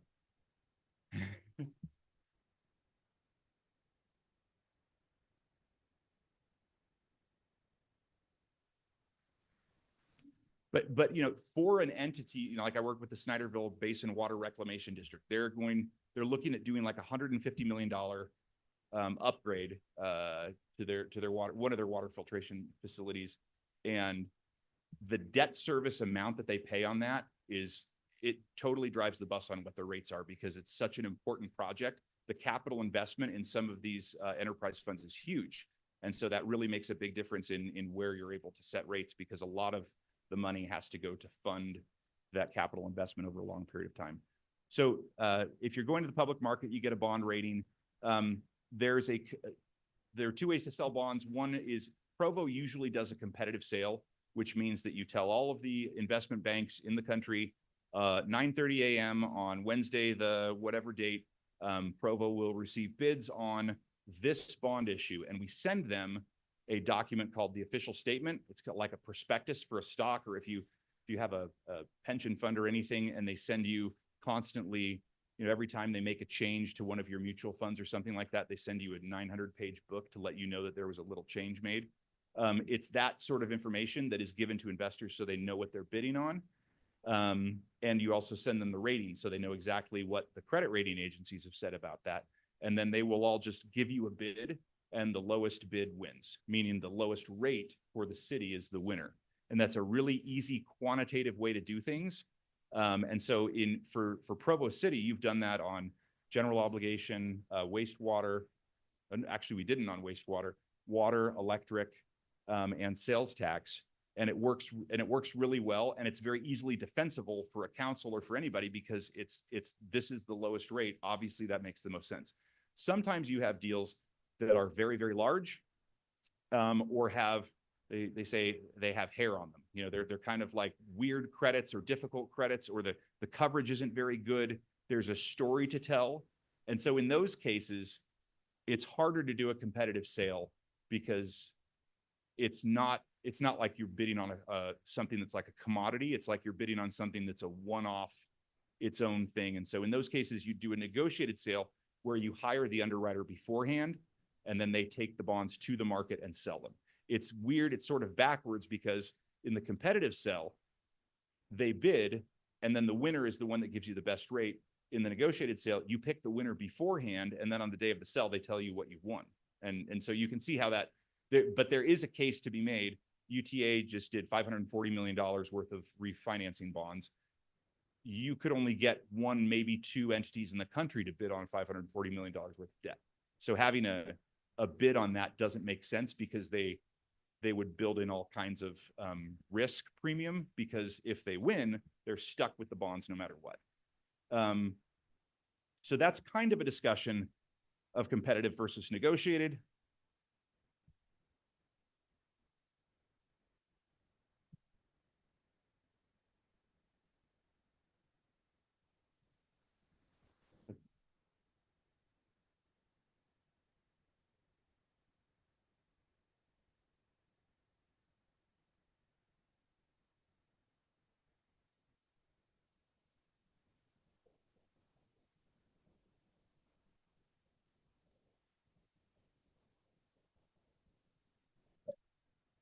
You're stating that no. We're going to say that it would require. Okay, so here is a list of all of the different types of bonds Provo City has issued. You've issued all of these. There's 10 on here. General obligation bonds, rec center, and this building here. Sales tax revenue for iProvo, and you issued them for the airport for Duncan Aviation. Water revenue, wastewater revenue, electric revenue, stormwater revenue, all just for necessary capital investments in those specific enterprise systems. Cemetery revenue, I'm proud of this one. This is the only cemetery revenue bond that's been issued in the state of Utah. And it was when you were going to expand the Provo Cemetery, and you didn't want to pledge sales you didn't want to encumber other revenues. We said, you know what, I bet some bank would be willing to, because they know Provo, they know you're not going to filch on the bonds anyway. I bet they'd be willing to give you an offer on that. And so Capital One actually gave you a great rate for 20 years on cemetery revenue bonds. There's no risk of them not being paid, both because the cemetery fund functions great. I mean, it's been successful in every possible way, and because they have the kind of implicit understanding that if the cemetery fund came to you and said, we have no money, we are about to default on this payment, that the city would say, even though this is just a small cemetery bond, we don't want to do that. That would harm, it would harm your credit on your other bonds, because they'd say, well, if they were willing to not make a payment on that, I am downgrading them based on my opinion of management. Because if management is willing to say, we're okay not making that payment, I've got a problem. And tax increment revenue for the Covey Center, with the ICE sheet, you guys issued Municipal Building Authority lease revenue bonds, where the security, all that the investor has a security interest in, is the actual ICE sheet. And then conduit financings, as I mentioned. So, and then, you did not issue the PID bonds, but you created the PID that became the bonds that were used for the medical school. You issue bonds through other entities as well. So I work with UMPA. They did you guys a great solid by buying a natural gas plant in West Valley a number of years ago that has been fantastic. I also work with UAMPS, and a lot of the other cities. If you aren't with UMPA or Rocky Mountain Power, then you're probably a member of UAMPS, which is a consortium. UMPA, you guys do all your projects together. Everybody's all in. With UAMPS, they say, hey, we've got to win projects. It's 200 megawatts. Who wants in? And then people will decide how much interest they have. And so they might be part of some projects or not, but they had really huge exposure to market power. And so when you had a couple of shocks over the last couple of years, they had crazy spikes where they had, in many cases, to put some pretty hefty rate increases.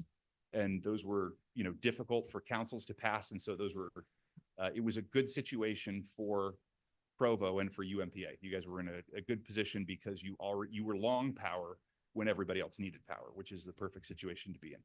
And then South Utah Valley Solid Waste District. If you haven't been down to see that new transfer station, wow, there's not a fly in sight. There's like, it's spotless. It's incredible. I'm like, do they even bring trash here?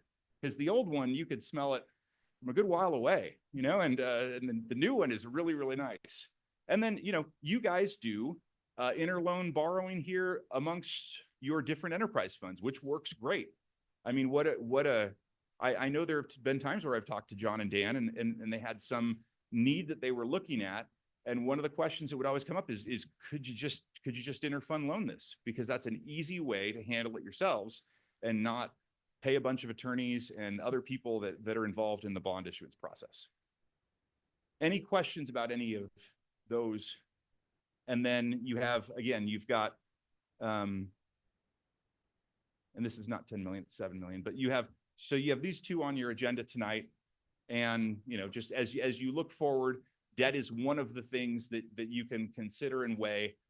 Probably when it makes sense to issue bonds, it's pretty obvious to most people. It's usually rarely controversial if it's a big new project that you can't afford any other way, but it really has to happen. These water treatment facilities have sent so many of our cities for, you know, kind of crazy loops because they thought everything was great. Then they were told, nope, you've got to like hit some standards that you aren't hitting. And that's going to require a rebuild or a completely new facility. And that's been happening all over the state. So it's those that haven't done those yet, or that are trying to do more advanced technologies and things like that, like the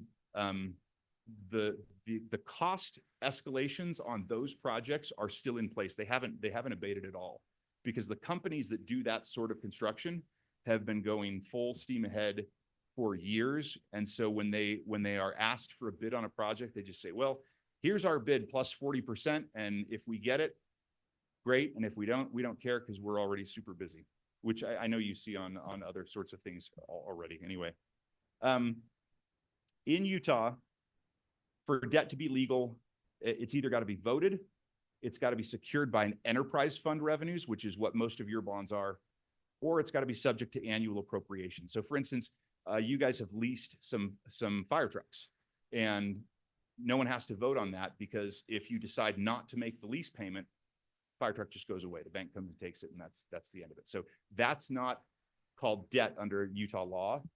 And you can only borrow to fund current projects. We had a university with a very historic main building. It's old. That asked us at one point if they could take a mortgage on that building. They've owned it free and clear for like 50 years. And the answer was, no, you can't do that. You know, you can't just go and borrow against something. You can't do it like taking a second mortgage on your house. It's only for projects that you have affirmatively decided to move ahead with in the near term. So this is just quickly, here is your role as a city. You are the issuer of a bond. You select the financing team members. You approve the documents. It's in your name. The mayor signs it. And if something, you hire professionals who know what they're doing, who try to make sure everything is done right. But if everything hit the fan, someone could come back and there could be recourse to the city. And when this has happened nationally, sometimes people will say, but I didn't know that was in the documents. And they're like, is that your signature, sir? Or did you vote yes for this resolution that was in front of you? Did you read the resolution? Well, I don't know if I read the resolution, and people have gone to jail over stuff like that. And so it's all your stuff, but you hire people to make sure, and your staff is fantastic, like finance, legal, all of the different fund groups that we work with. Everybody does a fantastic job. And you're responsible for complying with all the terms of the documents, for making payments and all that sort of stuff. And then so these are some of the top issuers of debt last year in Utah. We work usually as your municipal advisor, financial advisor. we have a fiduciary duty to help figure out what is the thing that makes the most sense to you. And we are different from, I just look back to the underwriter, which is the entity that buys your bonds. And when they buy your bonds, that's the only place where they cannot be your friend, right? Like if you go to get a car loan and they say, hey, look, I got a great deal for you, and they offer you a great deal, what would be a great deal on a car loan? Like 0, -5%, like they pay you to take the loan? That'd be great. But if it's going to work for them, they're going to be making money on it. And if you walk in and you don't know what the rate should be, you know, you have no idea. Like one of my favorite stories, we had a bond that sold in Logan, and our banker went up to Logan and he went into the city council and he said, hey, listen, this was a great day, fantastic day. We got all these bids. Everything came out perfectly. And you guys got a 4.91%. Hallelujah. And everybody's, you know, council's high-fiving, everybody's super happy.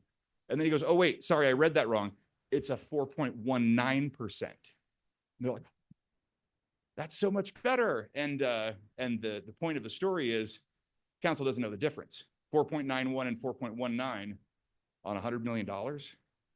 That's a big difference. But you hire people that help you figure out how to get the best deal, because even if you follow the financial markets, you wouldn't know from day to day, what should the rate on my AA+ rated sales tax revenue bond over 20 years be? I don't know, you know, like that's why you have people that help you do stuff like that. And the underwriter cannot make money if you get a super great deal, and you can't get a good deal if they are still making money. And so you hire a financial advisor that helps you figure out not where the underwriter is hurt so bad that they're going to walk away and not do the deal. And but where's the place that's fair in the middle, that is to the advantage of the city, and that also gets the deal done and doesn't, because again, 10 basis points or, you know, 0.1% on something like that makes a big difference.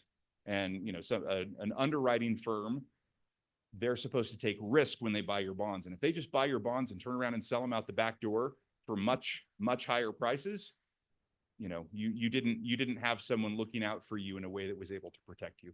I would say this, if you haven't seen these slides, there are a bunch more, lots of slides here. And some of them are more interesting or maybe more interesting to you than others. But Zions Bank, we're happy to answer questions at any time. So if you look through them and said, man, I have a question about how this works or that works, we'd be happy to help and respond.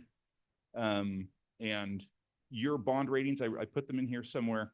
So here are your bond ratings on a general obligation.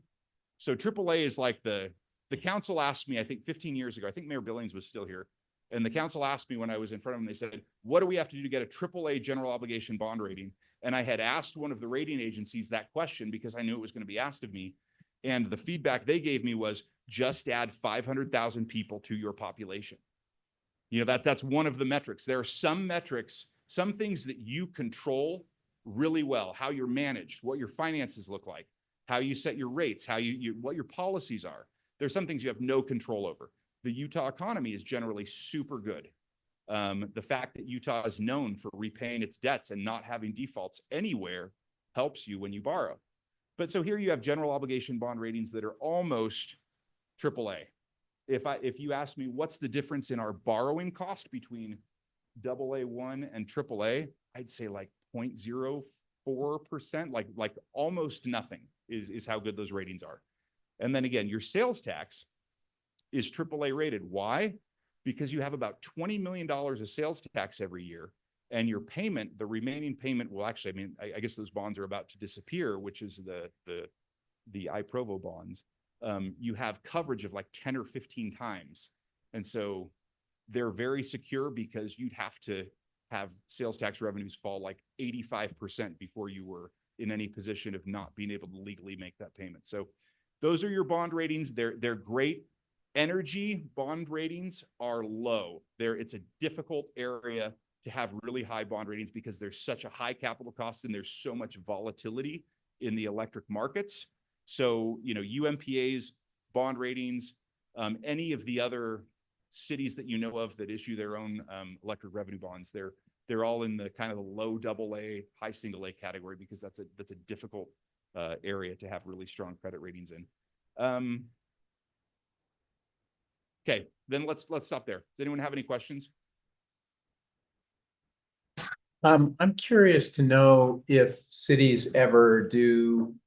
I mean, we have a general fund that, you know, we're pushing the maximum amount of 35%. And so there's cash there that could presumably be appropriated to subsidize or minimize the quantity of a particular loan, right, or bond. Yep. So I'm wondering if cities ever do that. I mean, if that like if so we need, you know, $37 million and we said, well, we took out 5 million or 10 million from our general fund toward these expenses, but then we bonded for the rest. That saves us, you know, this much money over the long term. Is that ever done? Is that it is definitely done. You just want to be careful with how much you draw down because it's, you know, because that's a kind of cushion that's there and that sometimes can be hard to rebuild, but it's certainly doable. Like UMPA had the experience where they had built up a large rate stabilization fund because the rating agencies said do that. And then when they got hit and upside down on power costs and they drew that fund down, they got downgraded like instantly by the rating agencies. They said, wait a minute, you told us to do this to protect ourselves. They're like, well, yeah, but now that you've used it, you know, we're going to downgrade you. And so it's a measure of cushion. The other thing that's been very interesting recently that some entities have done, if you can borrow over 20 years at 4% and that money is sitting in the PTIF, the money that you have in your general fund reserves is sitting in the PTIF earning over 5% now, you're in a positive position. Like where, and so we've had entities that have borrowed through a bank so that they can pay it back at any time. And just said, well, we're going to borrow at 4%. And if the PTIF drops to 3, then we might look at unwinding that and just using that cash we might have used anyway and just paying it off. Because right now we're making more money. Your general fund revenues, the money you have there is totally unrestricted. You can earn whatever amount on it. Once you bond, like money that you get through a bond is capped at what you can earn on it. And so your unrestricted cash is it's good to have. That's very helpful. Thanks. I've just always been curious about that. It's rare that somebody would say, hey, we've got 37 million, let's take 25 and do this. And we'll just tell rating agencies that we'll build it back up over time. Because normally, if you're balancing all of your different enterprise funds and all of, I mean, your budget is huge. And so while that seems like a huge amount of money, depending on circumstances or things that could happen, you wouldn't want to take too much of it at any one time and just say, well, we're going to put that towards this project. Okay. Thanks.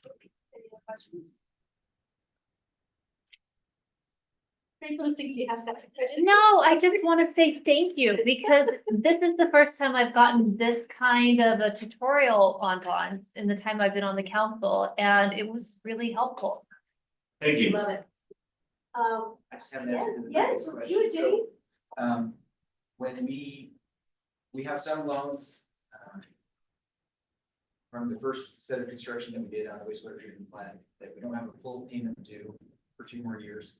So once we get to that point, if you approve the resolution tonight, we'll have about 33% of our revenue going toward it. Which explains our increases in the past. All right. Thank you so much, Brian. That was lovely.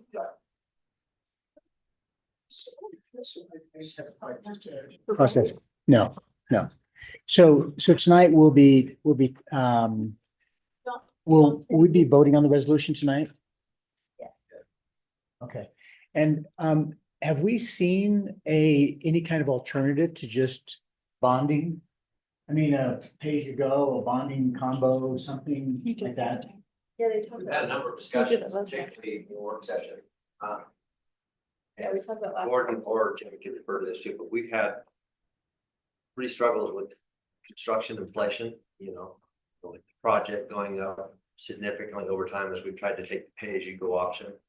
So that's one of the reasons that we came back, because there was a thought or the plan that we would do this last train over time on a pay-as-you-go basis, but with cost just continuing to rise, felt like we're chasing the cat that we never gonna catch. No pun intended, by the way. I don't know how that came out. Don't get shocked.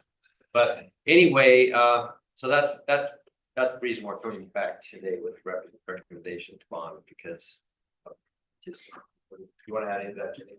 I would say what we're asking for tonight is just for a portion of projects that we're doing in reclamation funds. We have collection system and all the pipe system that we're doing throughout the city that we're continuing to do as you go. So when I see his combination of alternatives, I see that in wastewater, we're doing all of those. We're just using the bonding for one part of the construction projects that we're doing. So how, just rough numbers, how much is pay-as-you-go? I mean, is it 2 or 3%, then 97% bonding, or is it more Well, substantial? We're doing about between $8 and $10 million in capital projects every year in wastewater pay-as-you-go. Of the payments that we're talking about. In addition to the bond? So, Councilor Bogdan. Jimmy? Okay, sorry, you're gonna be in the hot seat for a minute. So how I understood it last time is we don't have to raise rates. We've got plenty of money in the pay-as-you-go that we could cover this 9% of the bond. Now, the one thing you did say is that we'll have another one we'll have to start paying in 2 years. Are we gonna need rate increases for that, or is everything just? So on the chart I showed that we will run through again tonight, in 2 years, there's potential that we could raise rates when that payment ends. One alternative is to reduce the amount of pay-as-you-go projects we're doing. That will impact certain areas, depending on what gets cut. We'll have impacts to the wastewater system, but it's not a foregone conclusion that 2 years from now we have to. Possibility, but not have to. It depends on how it's. But right now, everything's cool. We can still do with the other projects with pay-as-you-go, and we can still pay off this bond with what we have now.